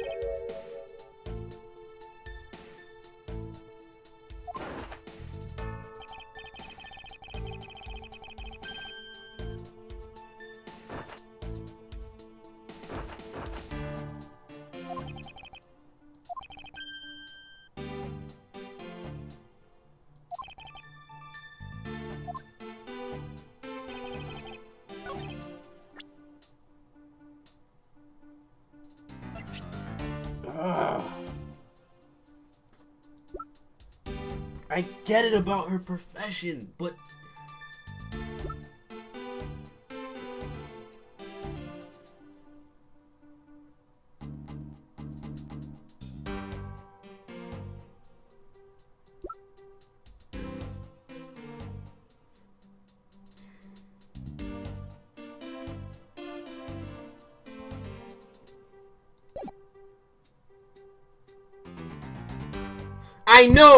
I know, that's the worst part about this BMS Via Soul. This is the worst part about it. It's not even the fucking it's not even like in the middle of the game. It's in the beginning.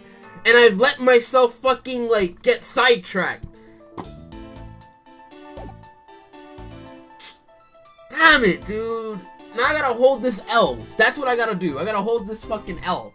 And just deal with the fact that I just let myself get sidetracked and blasted upon. Thank you. Thank you. I needed that. I needed that.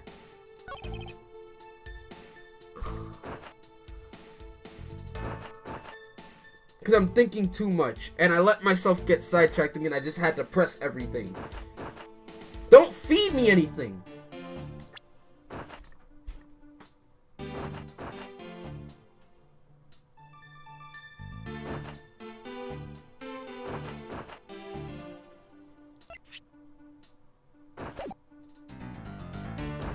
God, dude.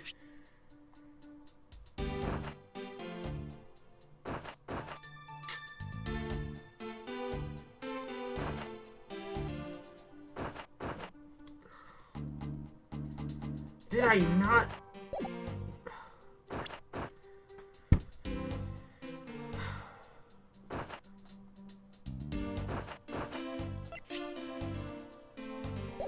Fuck, dude. Why am I thinking so hard?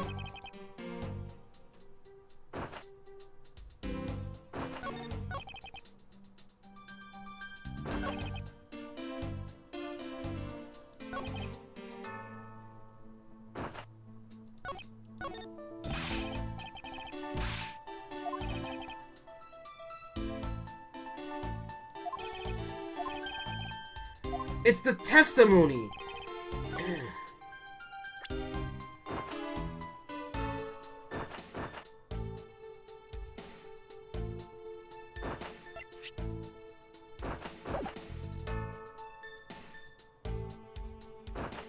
Wait a minute. Objection. No. Obviously not. No. That line of thinking doesn't work, and I'm just getting myself beaten up.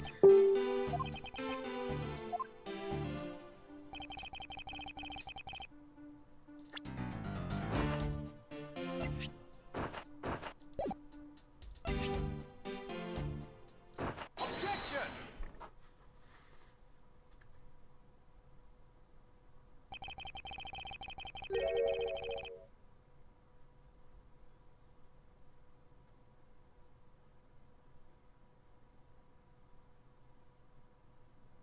Obviously, only the prosecutors know about the fucking safe. The prosecutors are the only people who know about the secret safe. It's a secret safe that only the prosecutors know about. She's a security guard. She wouldn't know about the secret safe because she's not a prosecutor.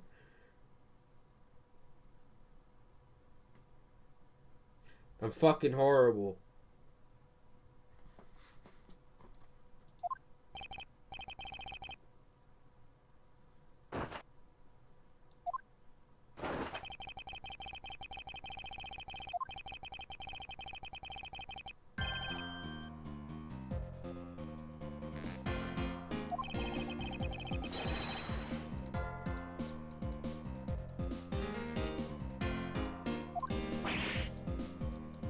I'm gonna body the shit out of this guy for fucking disgracing my brain. No, I'm gonna body the shit out of you now. I can't even reclaim that fucking pride because now I got bodied by the very first fucking person.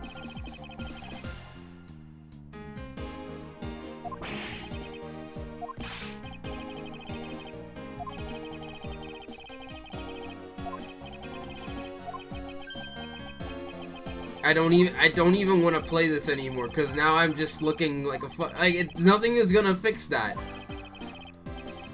I go to fucking school for this, and I fucking die to the fucking second testimony because I let myself think too fucking hard.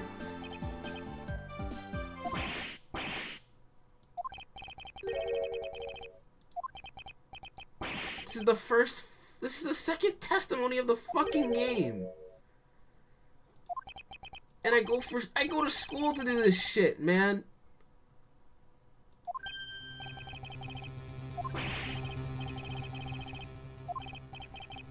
I'm gonna body the ever-living shit out of this smug jock. I swear to God. I'm going to body the ever-living shit out of this fucking jock, dude.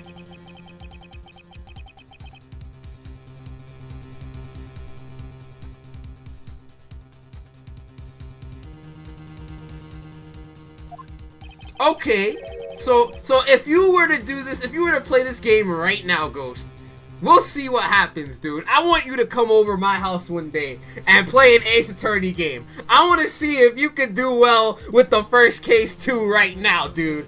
I want to see this happen. It's so stupid, dude. Why didn't I think that fucking hard, dude? To just think, okay, that one important piece of info. Obviously, she's not a fucking prosecutor. Only prosecutors know of this. Why did I keep glancing over this?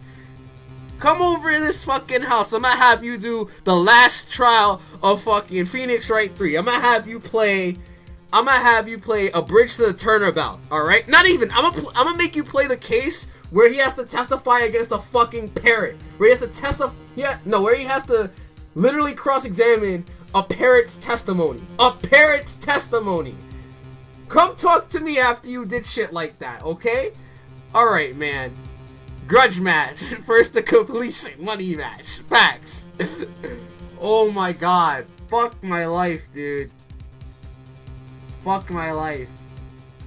1v1 me and Ace Attorney, man. I want to see you get bodied by that parrot, Ghost. Get bodied by that parrot. Hawk, hello, Hawk! I want to see you get bodied by that parrot so bad, Ghost. It's so difficult, dude. Like, the way in which you had to figure out what that parrot was talking about is so ridiculous. If you want to go into anime games, if you want to play the anime game, the anime fighting game equivalent of Ace Attorney, you play Danganronpa. You play Danganronpa. Oh my fucking god, I fucking hate myself right now. I fucking hate myself, dude. How do I get bodied like that, dude? How did I get bodied for half my life from this guy? Who literally just, oh my god. I'ma fucking mess your shit up, Jock. Oh my god, dude. Oh my god, dude.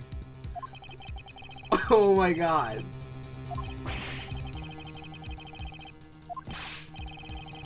You wanna still accuse Maggie? Alright, dude, no, watch. Watch, dude. I literally have a textbook called Logic. I study this shit. And I fucking get bodied by the second fucking testimony, dude. Oh my god, dude. I got bodied for 50% from this fucktard. I'm gonna get all my health back, I swear to god. Imagine the rest of this game. See, I resonate with Phoenix Wright more. He actually is the defense attorney. Nobody's gonna hire me as their lawyer anymore. Fuck, dude. Every jacket flex deals chip damage to my sanity. Oh my god, dude.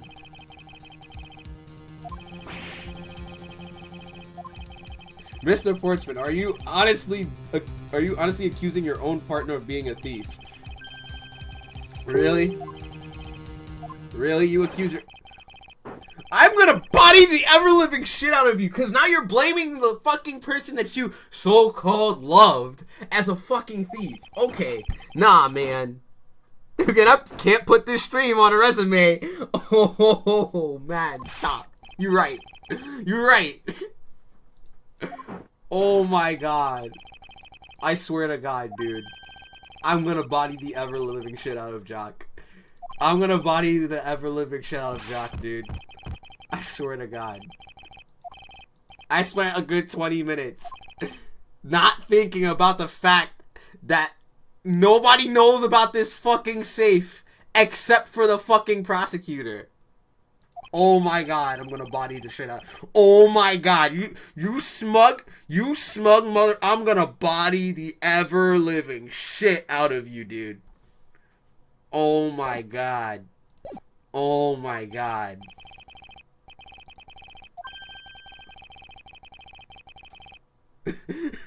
This shit goes viral to expose him. Yo! You're right, dude.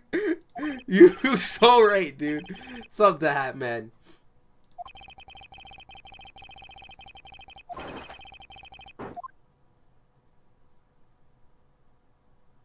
Oh my god, I'm gonna body the ever-living shit out of this process. Don't to be continued! No, that's not the jingle we're gonna use. Nah, we're gonna use the right jingle. We're using the right jingle right now. The best jingle. Hold up.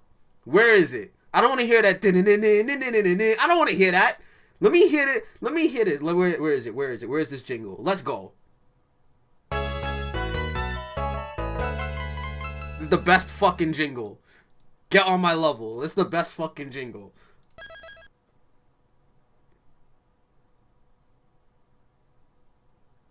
Thanks, Jon Snow, for making it certain that I'm an idiot. I'm a complete dunderhead. I'm a complete dunderhead. I'm a complete dunderhead.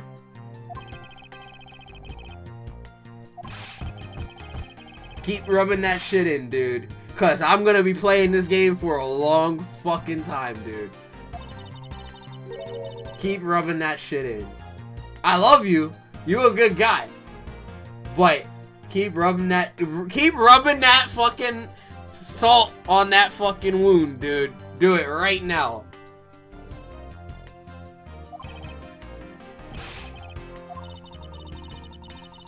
I'm not even gonna do fucking commentary on the fucking, like, I'm not even gonna read this shit, because I get all amped when I read this shit.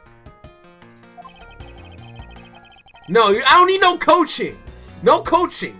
This is a CPT event. This is a Capcom Pro Tour event. No coaching. No coaching.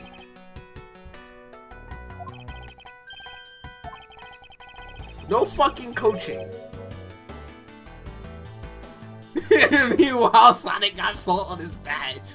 Let me go check my badge for salt. Look at all that white salt on all that badge, dude. Look at the white salt on his fucking frills, dude.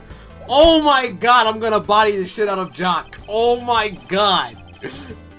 Oh my god, dude. Oh my god. Let's begin this fucking investigation. She did... A pure waifu like Maggie did not do this fucking crime, so let's figure this shit out. I see a book under there, so let's go and check this shit out. I see a book. Go check this book out, Edgeworth. Oh my god. Check this book out. Check the book out. Check the book out. Thank you. Ah. I won't rest until I've inspected every suspicious looking nook and cranny. That's the third time I've seen that. There's a book. Oh, shit. Yes, that is the missing file.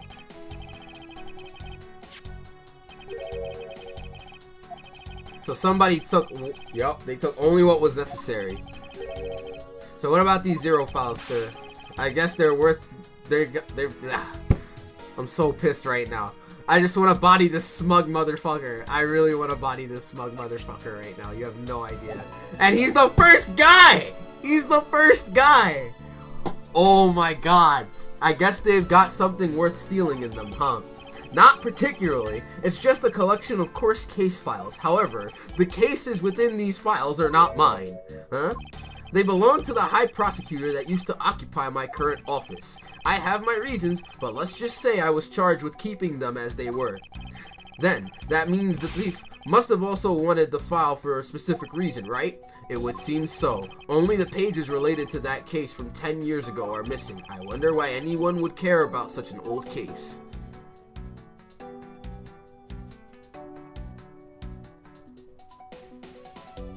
Did you really just clip that? Yeah, you do that. Bring it up. You know what? Bring it up after I pass the bar exam. Bring it up. Bring that shit up to me after I'm 30 plus years old. Go right ahead, dude. And we're gonna definitely do that. Watch. No damage run. No damage run. From this point on, no damage run. Because you want to be doing this to me right now. So that's all I think I could really care about there. Unless I gotta examine the couch. You know what? I'll examine the couch. I can never be too sure. Let's examine the couch. Because now my reputation is on the line. My future reputation. And I don't need this.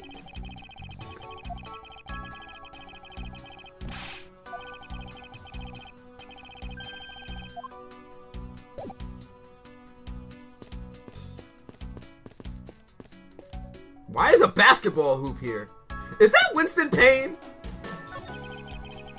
It looks like you're in quite a pinch, Mr. Edgeworth.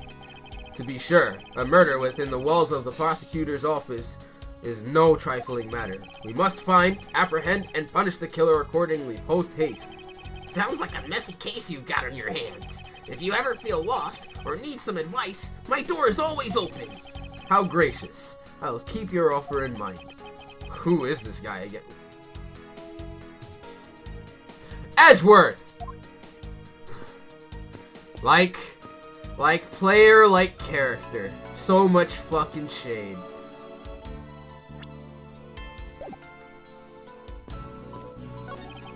What is a basketball hoop doing here? Hey, didn't this used to be just outside next to the building a while ago?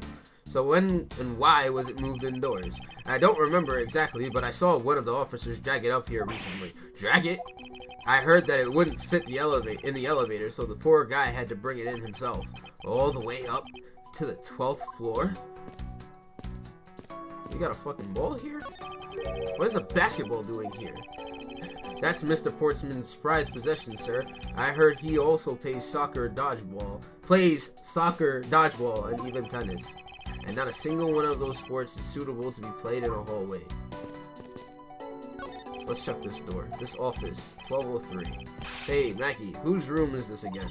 It's Mr. Portsman, sir. So he's my new neighbor. I suppose he moved in while I was away overseas. Whoops, I did not want to click that back. I want to click the partner.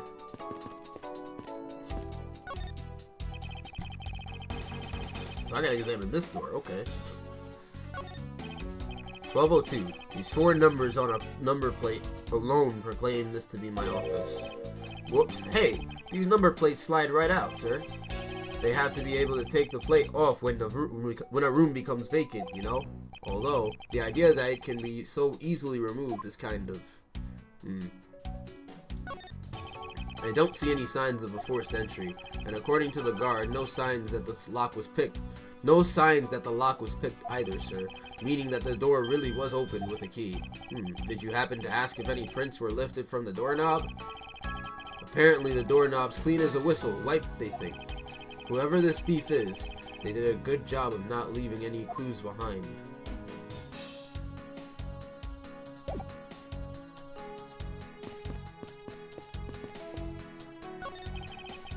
Oh. I've already checked this out.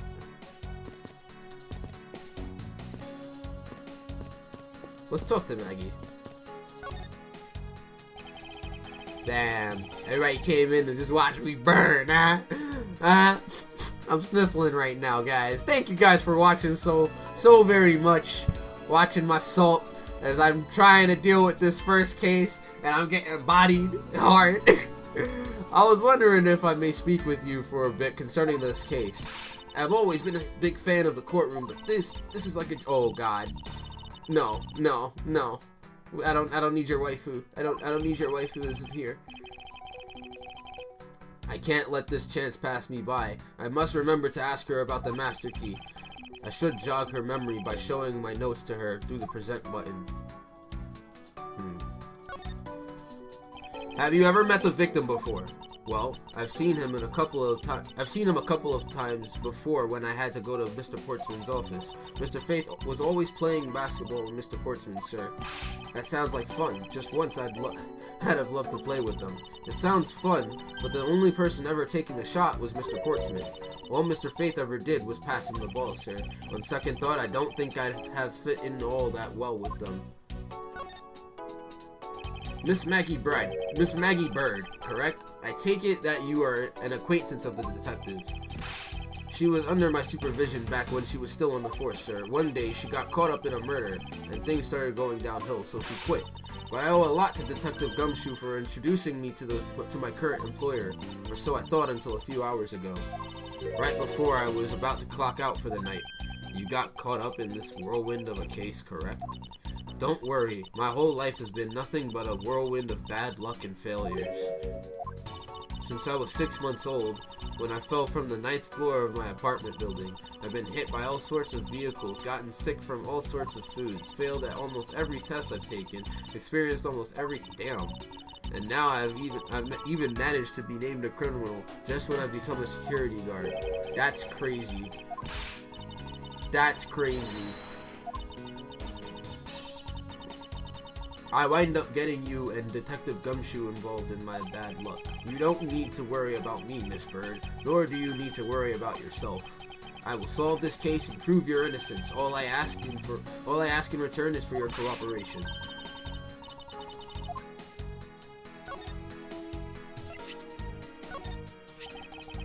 So, when did you discover that the master key was missing? By the time I realized it, I think it was around 1 a.m., sir. And I noticed it was back at around 2:30 a.m. It was just sitting there on the ledge where the security room's reception window is. But I'm sure that between those two times it was not just gone, but stolen. That should have been added to my logic from a long time ago. And I still remember that shit, because I was focused on that more than I was that one testimony. Why is such an important key stored in such an insecure place? It's not like that, sir. We always keep the key further inside the room, away from the window. Always, you say? Except for this time, correct? Well, I admit that was a bit careless, but I had my reasons. I left it out because I was sort of using it at the time. It was after I had used it that I left it sitting out on the ledge. She used the master key? Got a bit of sniffles going on. Maybe I'm getting sick. Let's hope not.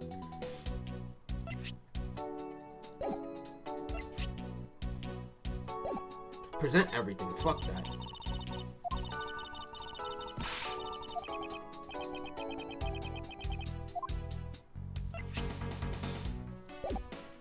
She wouldn't know about that safe. Yeah, she wouldn't know about that safe. What about the fuck? Nah, she wouldn't care about that. Okay, is there any other statements? Yeah, use the master key. What did you mean by you used the master key? Oh, I had to use it to open the door for this prosecutor who had forgotten his key. I mean, it's my job as a security guard, right? Ah! What is it? That's right, I just remembered. The prosecutor who forgot his key. It was Mr. Portsman, sir. What? Please tell me more, Miss Bird. Quickly! It was around 12 a.m. Mr. Portsman had forgotten his office key, so he came down to the security, sir. And that's when you loaned the master key to him. No way! It's against regulations to loan the master key out to anyone. I walked with Mr. Portsman to his office and opened the door personally for him. I see. And then, what happened after that? Well, he called for me to come close up to his office as he was leaving to go home. That was around 1:30 a.m. I think. So, in summary, for the sake of one forgetful prosecutor, you used the master key twice tonight. Okay. So twice it was used. So it was stolen after she had used it twice. But she used it both times for Portsmouth.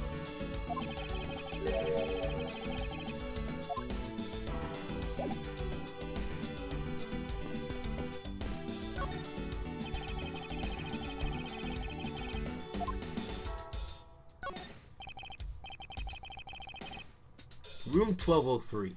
I take it that this is Mr. Portsman's office. Yeah, you can't mistake it because of that basketball hoop, sir. Oh, that reminds me. Mr. Portsman had actually wanted room 1202 badly. But since you are already occupying it, Mr. Edgeworth, we put him next door, sir. So why was Mr. Portsman so particular about getting room 12012? 1202. I'm not sure, but I bet it's because of something like his birthday being December 2nd. This dude's... No. My birthday's December 1st. And your birthday's... Oh my god, it was destiny. Yup, that's gotta be it. I can't think of another reason why. I can think of at least 3. Bah, why am I even wasting my time thinking about this? The door is locked tight.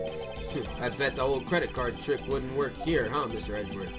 This is the office of a high prosecutor detective. These doors would be pretty ineffective if the average cat burglar could get through them. Aha! So I guess only a great cat burglar could get in. That must be who our culprit is. Might I advise you to return that conclusion to whatever pawn shop you brought it from. Oh, man. A minimalist yet classy door made of top quality wood. It's kind of majestic too. Fits in really well with the ambience of the prosecutor's office.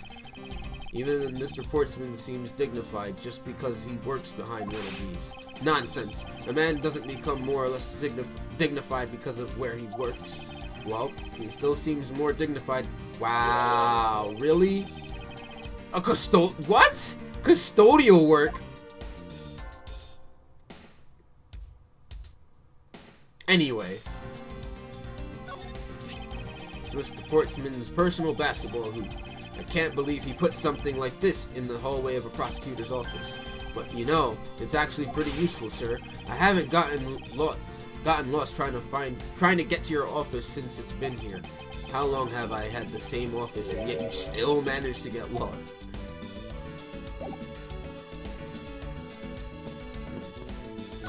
Should be more to examine, isn't there?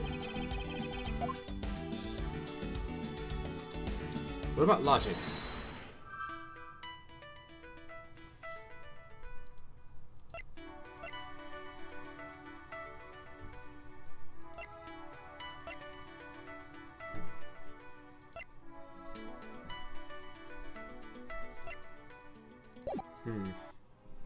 Maybe I have to use logic.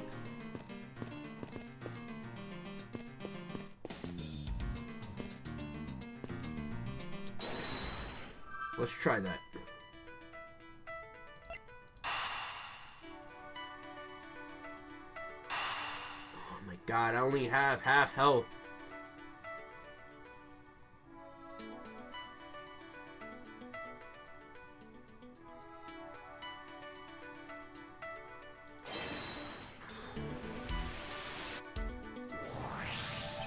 Miss Bird, I'm afraid there's a flaw in your story. What? No way, pal. I mean, sir. You said that you locked up Mr. Portsman's office at around 1:30 a.m., correct? However, the master key had already been stolen at that time. Nothing gets by you, Mr. Edgeworth. Nothing gets by you. Nothing gets by you. Nothing gets by you. Nothing gets by you. You saw that contradiction like a pro. Haha, right? Like when you saw that second testimony and you saw the contradiction, right? Oh my god. Fuck, dude, I'm gonna body the shit out of Jock. I had totally forgot all about that. But thanks to you, I remember it now. You're right, it was around that very time that I realized the master key was missing, and... Well, I'm a security guard, sir. I couldn't just admit to losing the master key, could I? So I pretended to lock his room, sir. You pretended? Yeah, I used my house key and made it look like I was locking up, sir. So in actuality, you never did relock the door then. Well, I thought that maybe I could go lock it after I found the key. Come to think of it, I guess the door still hasn't been locked properly.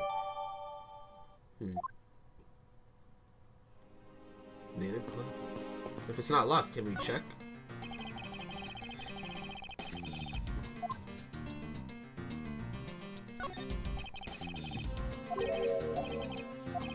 Maybe I can present. It said the deuce there, so.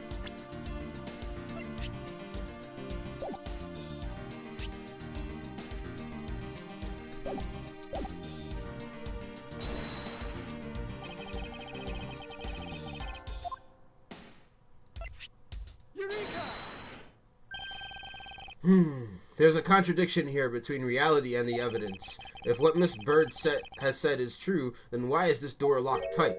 Huh? You know you're right. Miss Bird, are you sure you didn't relock this door?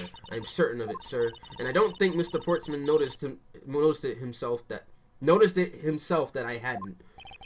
Which means what, sir? It either means that he actually does have the key to his office, or that the door Miss Bird opened wasn't this one at all, but a completely different one. She opened a different door, but how can you prove that? There's an easy way to find out. All we need to do is... Oh, we need to examine these.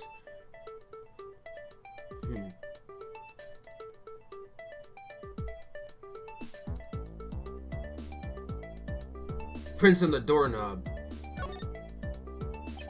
The prints on the doorknob will tell us everything. See what we can lift from this.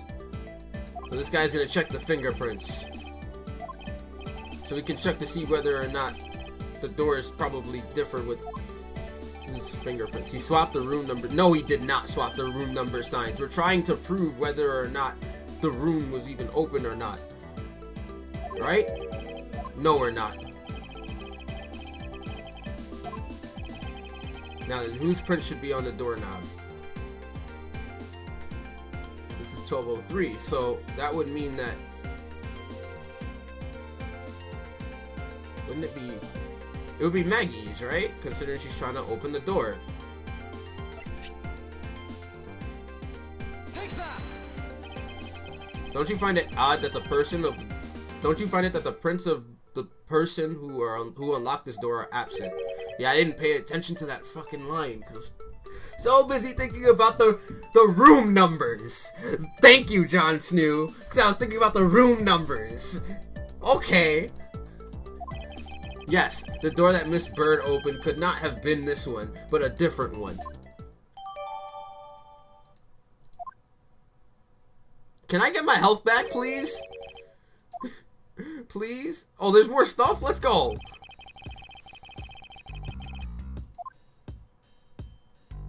Almost said Prince of Tennis somehow. Really? Really? Oh, man. I'm just dying right now, guys. What is this? Looks like a scrap of paper. I'll get it, sir. Then again, Jacques looks like someone out of Prince of Tennis. No, he does. He does. I bought the 3 pieces of evidence by, just like we talked about on the phone. But it looks like you're out. Guess I'll catch up to you later.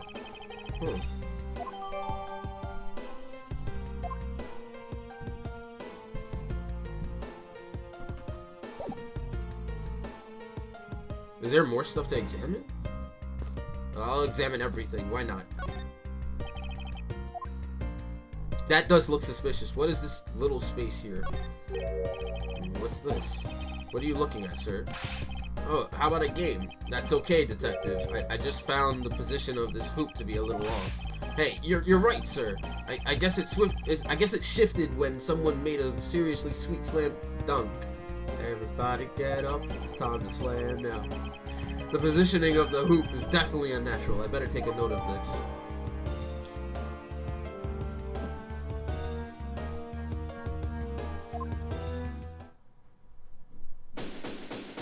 I'm not trying to think too far ahead. Thank you, I got my health back.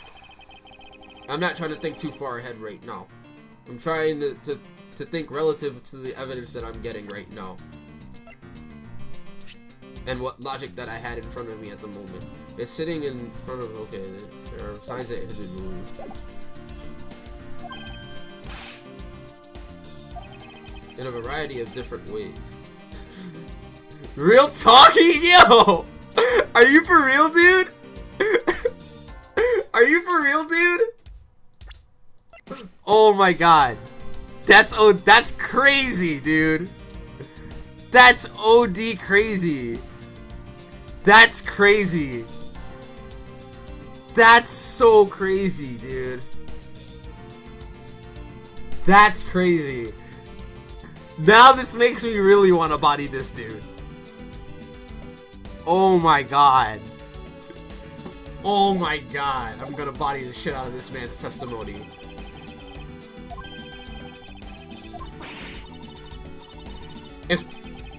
I know who the killer is. We all know who the killer is. And I'm not gonna let this man slip me up again.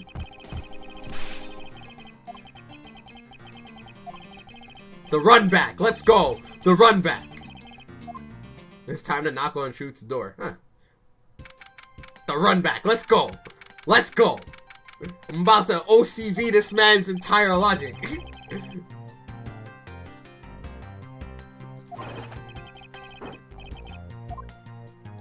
Oh, you serious? Y'all tossing evidence up like that? It's...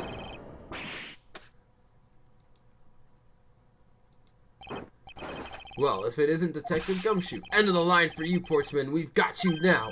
Call off your dog, Mr. Edgeworth. Is this some kind of joke? It's no joke. We know, Mr. Jock Portsman, that you are the guilty party in this case. You must be pretty upset getting chased out of your room or your own room. I'd be mad too.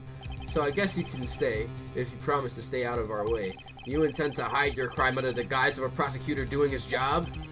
I can see right through the unsightly paper-thin mask you wear upon your cowl. Who'd have ever thought it would come to this? Actually, come to think of it, your mentor was oh, really? You shooting there? You taking shots there at my father? Manfred von Karma? Okay. Okay. The legendary prosecutor who never lost a single case for 40 long years. But there was always this incessant chatter about forged evidence with the... Really? Really teaches... Wow. That's the fourth reason why I'm gonna body you. Are you done trying to play mind games with me? Because they won't work. The only thing you should be using that mouth of yours for now is explaining yourself. Although that too will only dig your hole deeper. Either way, your game is up. Well, aren't we full of ourselves, even though you have yet to prove anything? Mr. Portsman rebutted. I have no idea what sort of harebrained idea you have in mind, but there's a mountain of evidence that points away from me being the culprit. Besides, how, may I ask, do you propose I unlocked your door and got in here?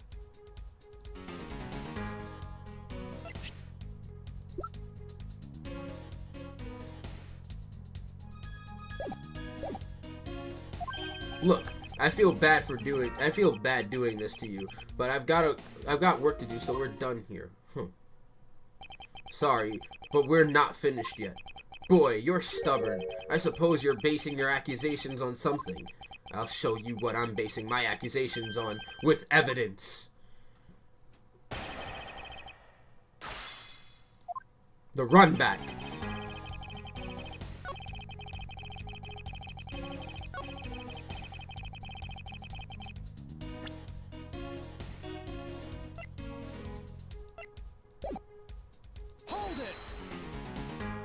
Unfortunately, I believe I have already shown how earlier. Your speculations mean nothing, as I still insist that I could not gain access to your room. What should I do now? Should I raise an objection?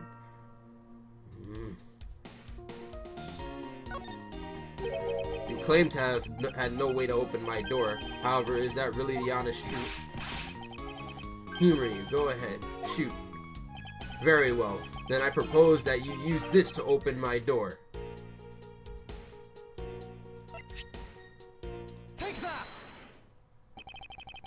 I believe you were able to open my office door with the master key, no less.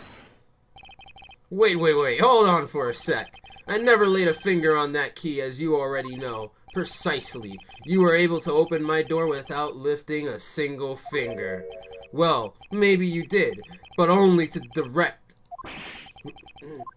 That's right. You used your finger to direct this person to open my door with the key.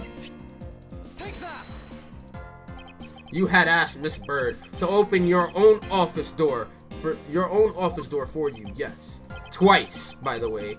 Yeah, I kind of forgot my key at home. Happens a bit too often for my taste, you know? But the room you had Miss Bird open at that time was not your own, was it?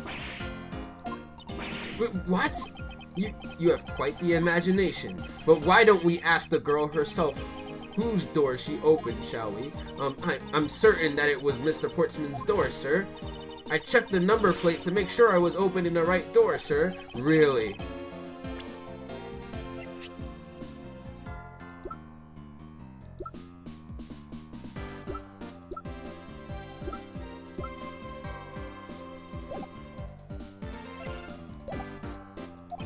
Yeah, what if you had misled her, to fool her into thinking what you wanted?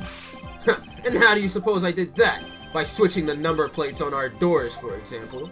That's right, they do slide out pretty easily. Furthermore, you then used one other thing to give a very strong impression, that the door she was opening was yours and not, in fact, mine. What was it that Mr. Portsman used to make Miss Bird think that it was his room? The basketball hoop. Take that! What? The basketball hoop, sir? It's quite the peculiar fixture in any hallway, let alone a hallway in this building, which is why it left an unusual, which is why it left an unusual, which is why it left an usually strong impression on you. It's an object perfectly suited to sit just outside the office of a peculiar prosecutor. That's very true, sir, because there was a basketball hoop sitting there. I thought the door I was opening had to be Mr. Portsman's. There are signs that the hoop had been moved to sit it in front of my office, to be sure. I see. So that's how you throw suspicion on people. Thanks for the tip. But I think your conjecture is a little off the racetrack. Huh. Let me hear then. Now, you're just spouting nonsense. I had the girl open my office door. After that, I was in my room the entire time. You don't have a single reason to suspect me. I guess ball is really life. Yo! So he intends to claim his innocence to the end, does he? I'm as pure and as innocent as my jacket. And I see some stains on that jacket. And Miss Bird is as dirty and guilty as the jacket she wears. My jacket's not dirty. I'll have you know I just washed it yesterday. Please calm down, for I intend to show who is the one truly covered in slime here.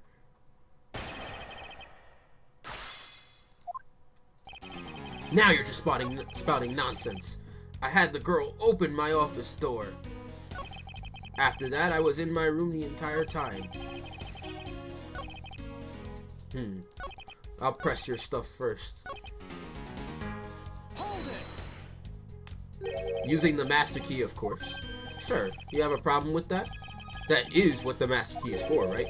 Perhaps we should place it in an elaborate labyrinth of some sort for people like you. After that, I was in my room the entire time. And what were you doing in your office? I was doing my usual training regimen. Training regimen? Were you going through your law books from start to finish? Mainly batting practice and some weights. Oh, and I jog when I get the chance. Wow, you must be the buffest prosecutor we have. With the weakest legal muscles, it would seem. I was doing my usual workout, so... You don't have a single reason to suspect me.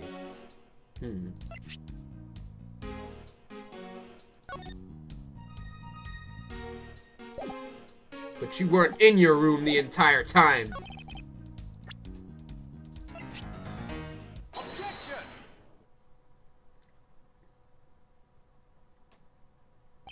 That was a lie. What are you talking about? How is that a lie? This is a note that the victim left for you, Mr. Portsman. A note? It was left under your door, or did you not notice? And right here, it says, "But you're out." You were not in your room when the victim came to call on you. So then, where were you, and what were you doing? Shall I explain it in full detail for you? You were busy snooping around in my room, the very room you had Miss Bird open for you. That's just nonsense. You have no evidence that I made the girl open your door for me. Oh, but I do. I have very decisive evidence. No way. This is proof positive that you had Miss Bird open the door for you.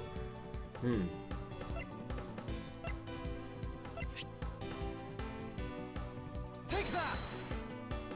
I had your door dusted for prints. My door? What for? Come on, I bet you didn't find anything. You sure are good at wasting time.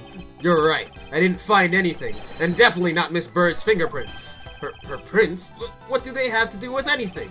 Let's put it this way. If she really was the one who opened your door, then her prints should naturally be on the doorknob she touched.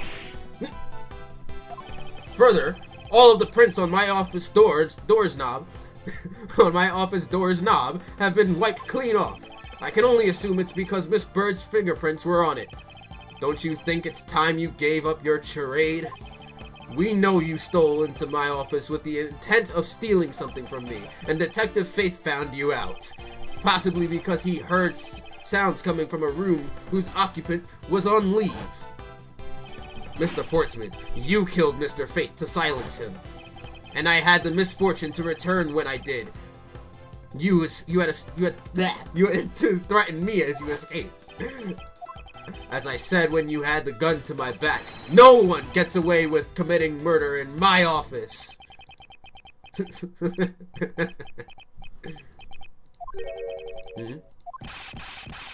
Stole into my office. Right? That was weird. That was a weird line. That was a weird line. And just what's so funny, pal? Well, that look of stiff seriousness on the face of this office's finest prosecutor as he makes a huge mistake in accusing me is simply too much to bear. Oh my god, I want to fucking body you, dude. Oh my god, dude. There's just nothing else like it in the world. What? Mr. Edgeworth just explained it all and he even backed it up. You're the murderer. Stop trying to be slippery and just admit to the crime already. And as I said earlier, it's all so circumstantial, so full of conjecture. You say you checked my doorknob for fingerprints. What is this link? Nah, man. Anyway, you don't link stuff like that.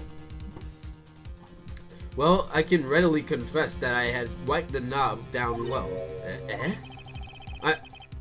I'm a little are you really claiming OCD right now, dude? I didn't want to touch the doorknob that you had touched, which is why I wiped the knob down as soon as I could after you opened the door. After that, it makes perfect sense that only Jim's and my own prints would be there.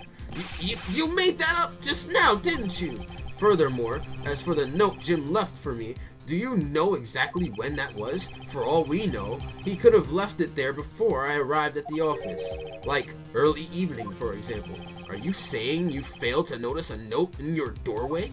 Hey, even geniuses fail at times. I was probably too preoccupied by work-related matters, although that's no excuse. No, you weren't. Now that's just a flat-out lie. There's no way you didn't notice a note that size. Ah, but you can't prove that, can you? Say something, Mr. Edgeworth. Back me up here, sir. The sportsman makes a good point. Can't prove that he didn't simply overlook it. Besides, I have an airtight alibi. Airtight, you say? I only realized that I had one just now as we were...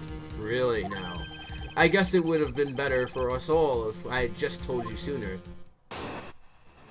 Okay. Let's hear your alibi then. If memory serves, you came back to this office around 2 a.m., correct? That was the time of the murder when I noticed the dead body, yes.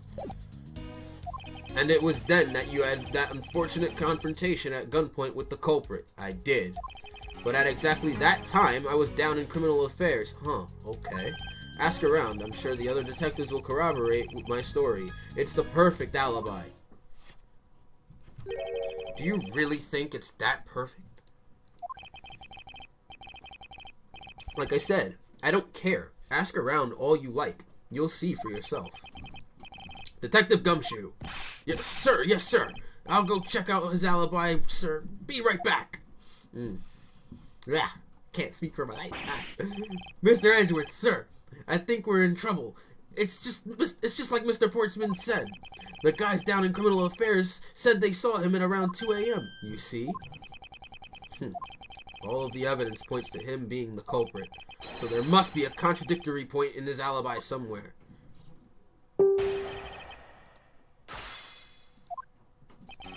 memory serves, you came back to this office around 2 a.m.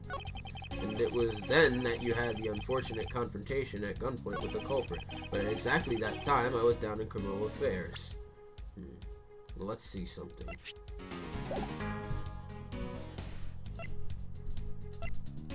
I'll press the statement. Hold it. So, you paid the criminal affairs department a visit. Yup, right after I left the prosecutor's building, I headed straight for the precinct.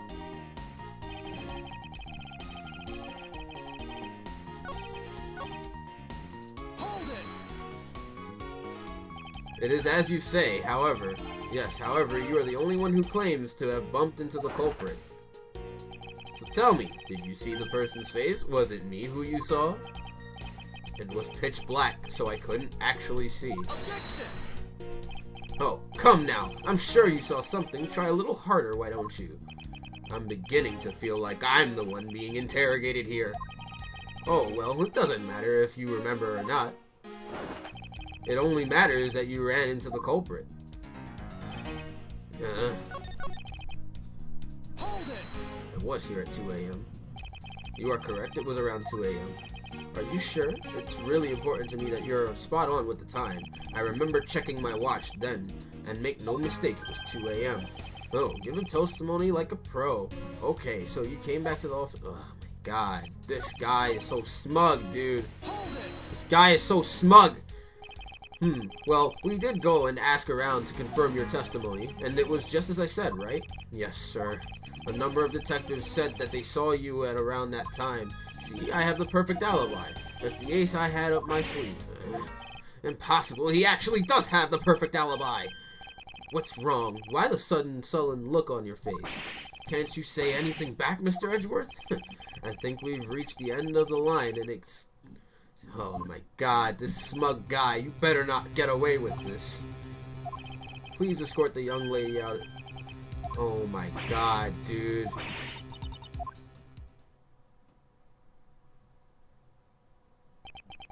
Toastimony would go perfect with some evidence. Oh man. Is there nothing I can do? There must be a way to turn this... Oh, turnabout time. If I only had a clue, did I miss something that can... Logic. Mr. Portsman's alibi. The intruder I met could not have been Portsman. Then who could it have been? I need to calmly think this through one more time, and with logic.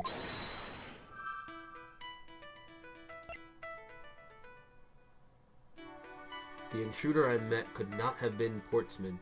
Then who could it have been? There was another handgun. So that means another person could have been doing this whole thing.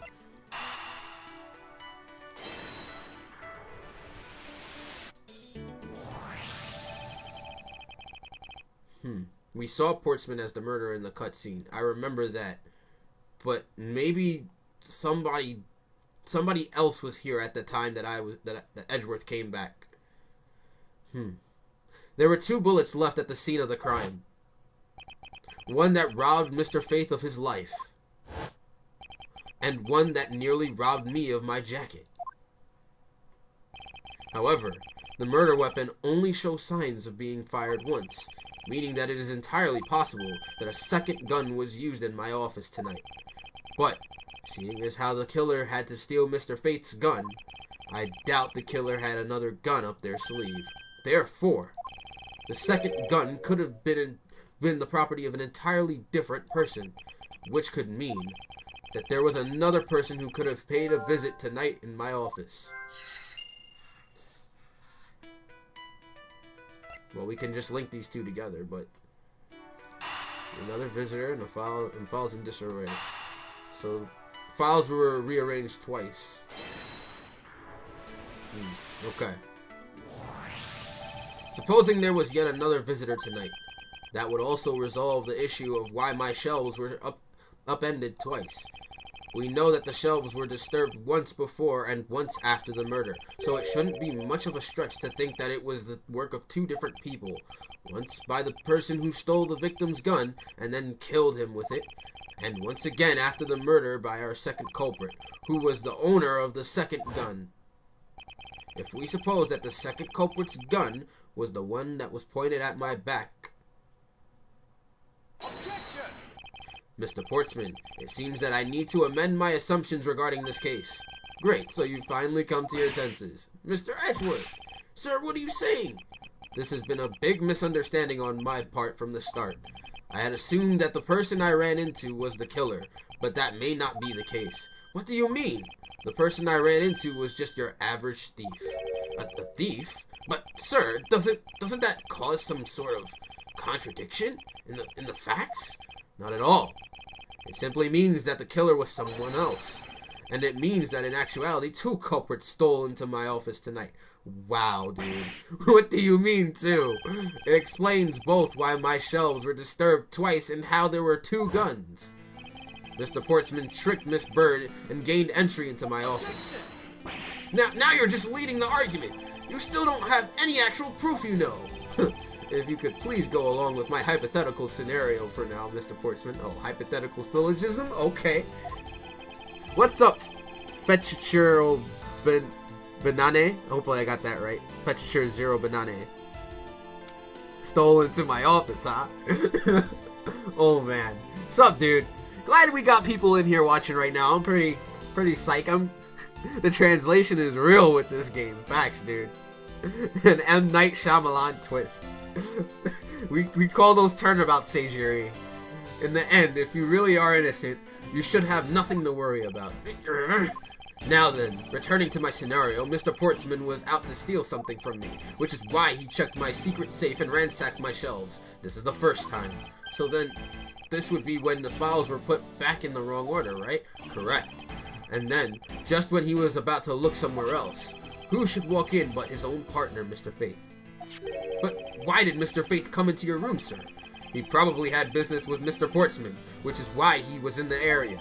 But that's when he noticed sounds coming from my office, would be my guess. Oh, so because you were supposed to be away, right? And he must have thought it was odd, so he came into this office to check it out. Correct. And as a detective, that was the right thing to do. But when he came in, he found his own partner standing there. Because it was Mr. Portsman, Mr. Faith probably let his guard down. But Mr. Portsman was not so merciful as to let him leave alive. He waited for a chance and stole Mr. Faith's gun from him, and then he killed him. He silenced Mr. Faith for catching him in the act of stealing.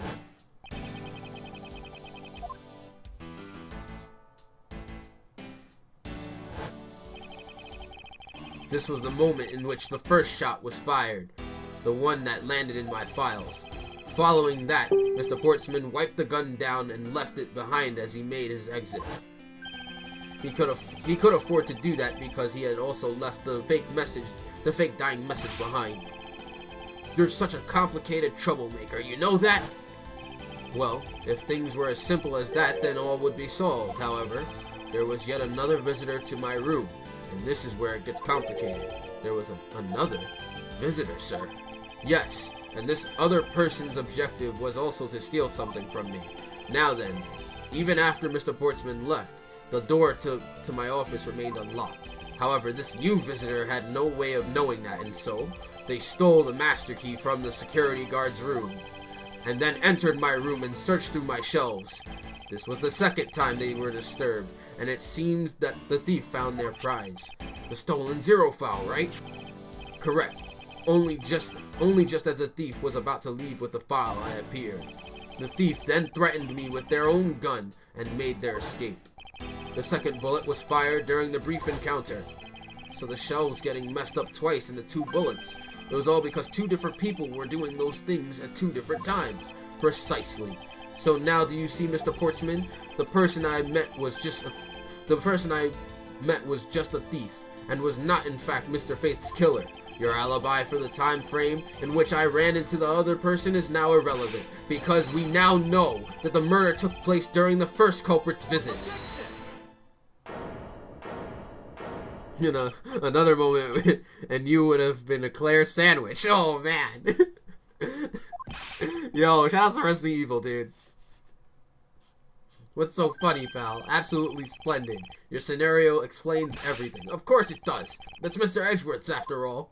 But you know, it still doesn't change the fact that it's all circumstantial. Supposing if, and that's a big if, your theory is right. Yeah, if this, then this is a hypothetical syllogism. It would indeed render my alibi, which was withstood scrutiny, mind you, irrelevant. But there's still one defining point of your argument for which you have no evidence. Your supposition that I was the first visitor. Mr. Edgeworth, you can't let him get away with that, sir. But he has a point. I have absolutely no proof at this point. Say that, sir? I don't believe this. Don't worry, Maggie. I'll do something if I must. You know something? I find your attitude to be somewhat peculiar, Mr. Edgeworth. If the person you met really was just a plain old thief, then why is that person not your main suspect? That is, if your theory is correct. Let's hear you out, then. That thief you ran into should be your real suspect, wouldn't you say? We should be out there looking for that thief right now. They might still be nearby. I hate to repeat myself, but as I've already said, I was training in my room. You weren't training in your room. You said you were in... Okay, yeah. And when Jim came to deliver some evidence to me, I was down at Criminal Affairs. So I can't be expected to know what happened around here after I left. So you think we should be out there looking for the thief? Of course. Now isn't the time to be wasting time on dead-end discussions. I don't think it's at all dead-ended. I find your alibi to be fascinating. Let's continue where we left off, shall we? I know he's lying. I know he was here, at the scene of the crime. I just have to find a way to prove it.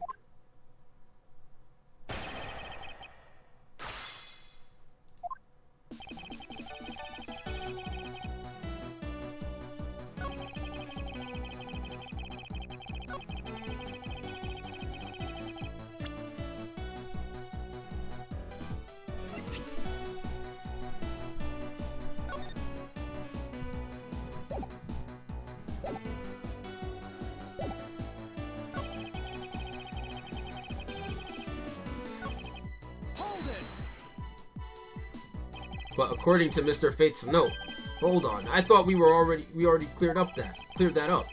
Didn't we say that Jim left that note for me in the early evening? If you have proof that he left it at a different time, say just before he was murdered, I don't have any, no. You see, so I insist again that I was in my office the entire time. And when Jim came to deliver some evidence to me, I was down at Criminal Affairs.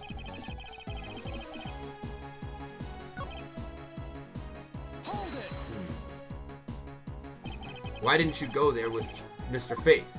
Ah, that's because he said he was tired and he was going to have to take a quick nap. You know, those sofas in the hallways? I guess examining those sofas was really important. And what of the evidence he brought? They were things related to yesterday's case, just 2 items, a gun and a pendant. Really? Interesting. This piece of testimony seems too crucial to let slip through the cracks. He brought me 2 items, a gun and a pendant, that are related to yesterday's case.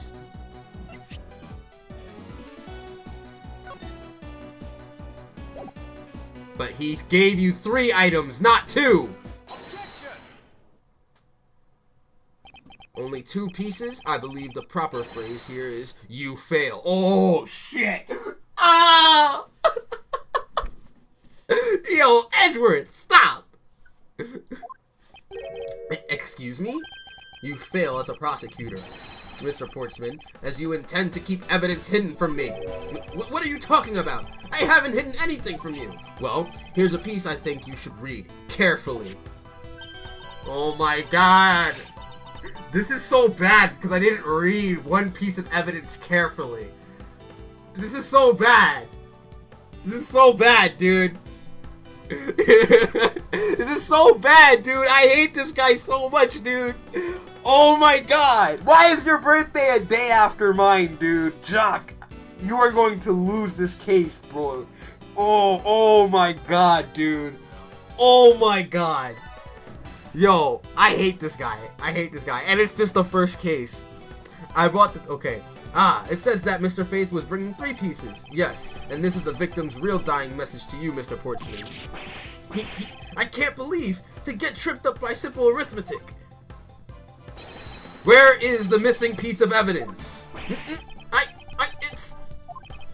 You have it, don't you? Only the guilty would make such a face. Detective Gumshoe! You don't have to say it, sir. I'll pat the guy down from head to toe.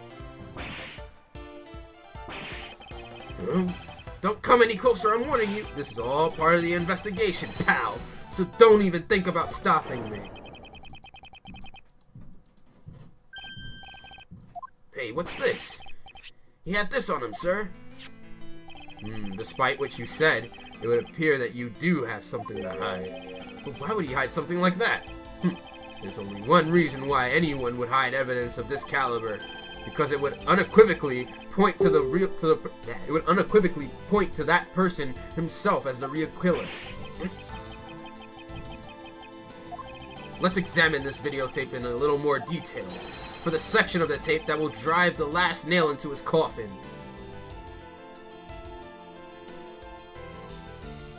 So let me switch this.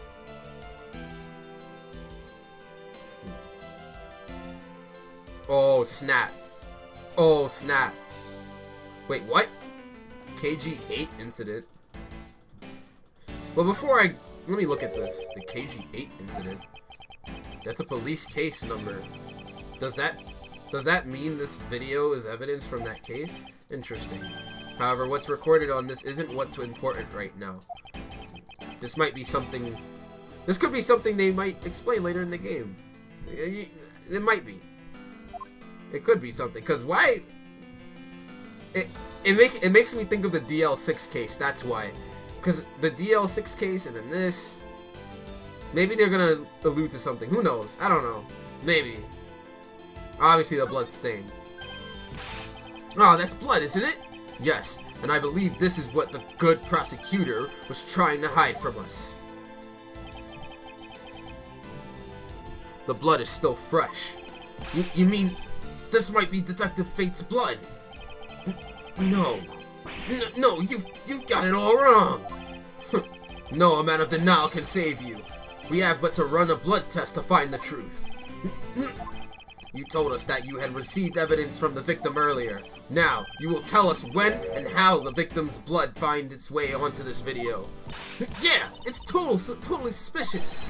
Was it at the moment of his death? Did Detective Faith have this videotape on his personage when you killed him? You know very well there's no way to prove that. Not even if we were to examine this tape for fingerprints. Ugh. If I had to take a guess, I'd say that the only ones on here would belong to the murderous you and Mr. Faith. No, impossible. Oh man, the breakdown.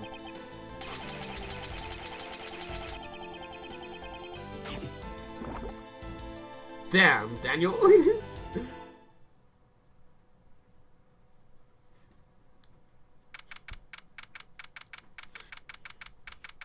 Bodied.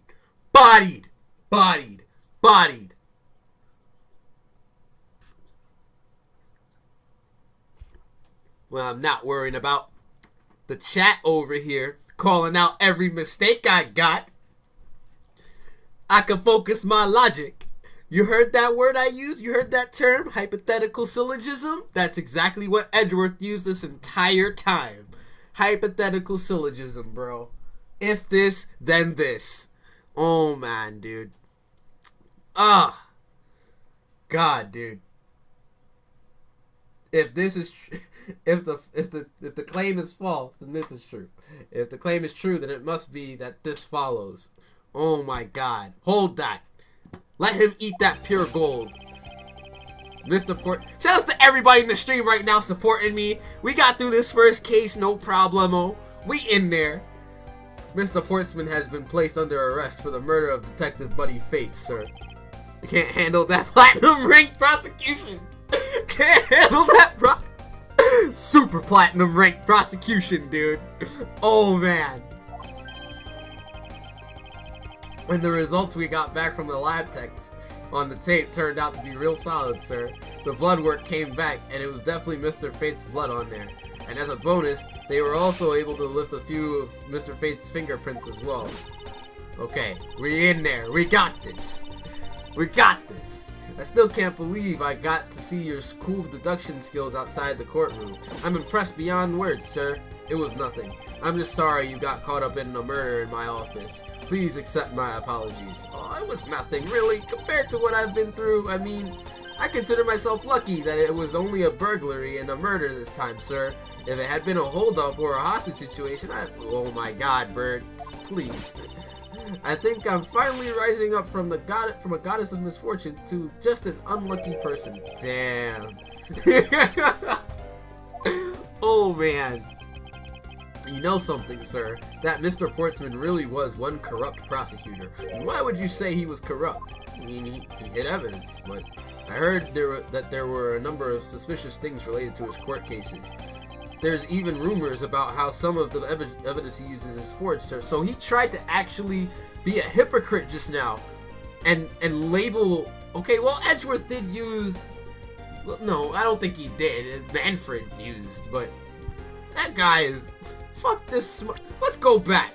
Let's go back. This smug guy right here. This smug guy right here. Oh my god, dude. Hold that L, dude. Hold that L. Hold that L right now. Forged evidence, huh? And they say he even decided not to prosecute a few cases for some really vague reasons. And that guy was a complete disgrace to the entire profession. We never did get around to asking what his reasons was for breaking into my office. Yeah, whenever we got near that topic, he just clammed up. Although, we can be pretty certain that it was to steal something.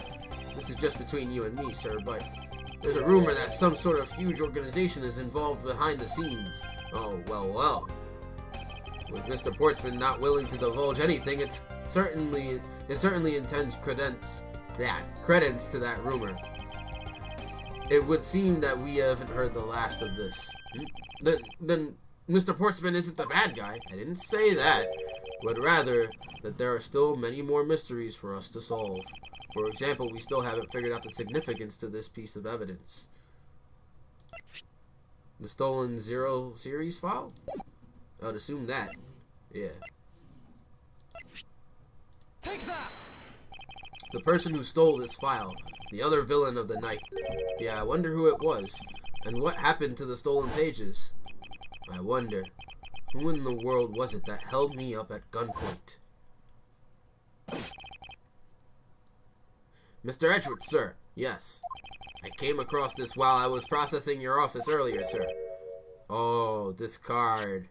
This card looks black, and it reminds me of that one dude, the Mr. Mag something. What was that dude from that one magician dude? Not part 4. I forget. He had like the really curly hair, or was it a she? I don't know. Was it Justice for All? I think it was Justice for All. There was a dude that left their calling card whenever they stole something similar to this. I don't know if it was Justice for All or Trials and Tribulations. It wasn't. I don't think it was the first game, was it? It must have been Justice for All. But I remember that. Guess who hit Super Platinum? Congratulations, Bruce Lee. Glad for that. Found the screenshots. Oh. Well, it's not just any bird. It is the mark of the raven, a 3-legged raven. You guys were talking about some 3-legged girl earlier in the chat. I wonder who you got. Like, you mentioned, like, waifus and a girl with 3 legs. No way. Is she, like, the person who did this? Master Mass, thank you. Thank you, Thunderhog. Thank you for reminding me. That's who I was thinking of. They did the similar thing, and that was the 3rd, I think. Okay, Trials and Tribulations, thank you. Even you should know what this is, Detective. Oh, it's about that thing, isn't it? The Great Thief everyone's been talking about. So this is the waifu you guys are talking about, right? Yes, it is the great mark. It is the mark of the Great Thief Yatagarasu. Under the mark of the legendary bird, the Yatagarasu is noble to the end, a modern Robin Hood. Labeled mysterious and phantom-like, the Yatagarasu appears and vanishes at will. Though we don't know much about the thief's ultimate goal, we do know the targets. Waifu with 3 legs. Did you really finish law school? No, man. I'm still in John Jay at the moment. I still got 2 more years. I'm far away from finishing any form of law school right now. I am majoring in law and society, so after, well, I got a year and change, not 2, because this is my junior year. But yeah, after my senior year at John Jay, I'll be heading to law school. So yeah, I didn't finish law school yet, but hopefully after, you know, playing this game, maybe I will. Who knows? But yeah, dude. Boom loops in the background. The Yatagarasu likes to find and make public evidence of corrupt dealings of all sorts. The theft is always performed in silence, and always with perfection. Once the target is chosen, no dramatic calling card or announcement is sent forth. No mutant waifus yet. What? Instead, the chosen corporation is infiltrated without even the target noticing. Hey, did you know, according to all known laws of aviation, there is no way that a bee should be able to fly? Its wings are too small to get its What? Because bees don't care what humans think is impossible. Aw, that's dope. This is the bar test, apparently. I wish this was the bar test, bro. This bar test would be godlike. Why even bother?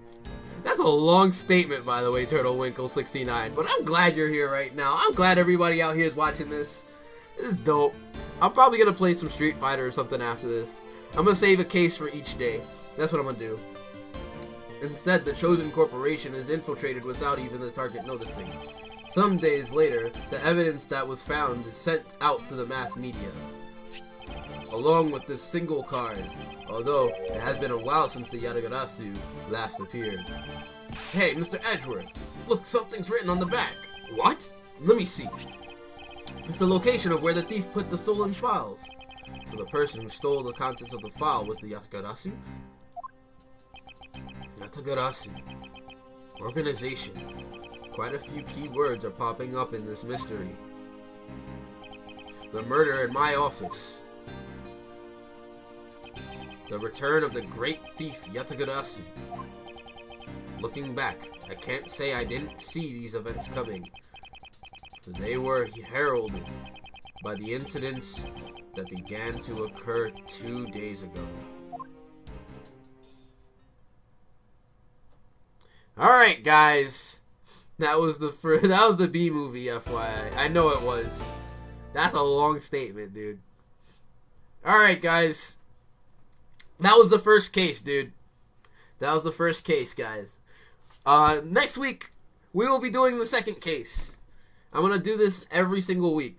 I'm going to try to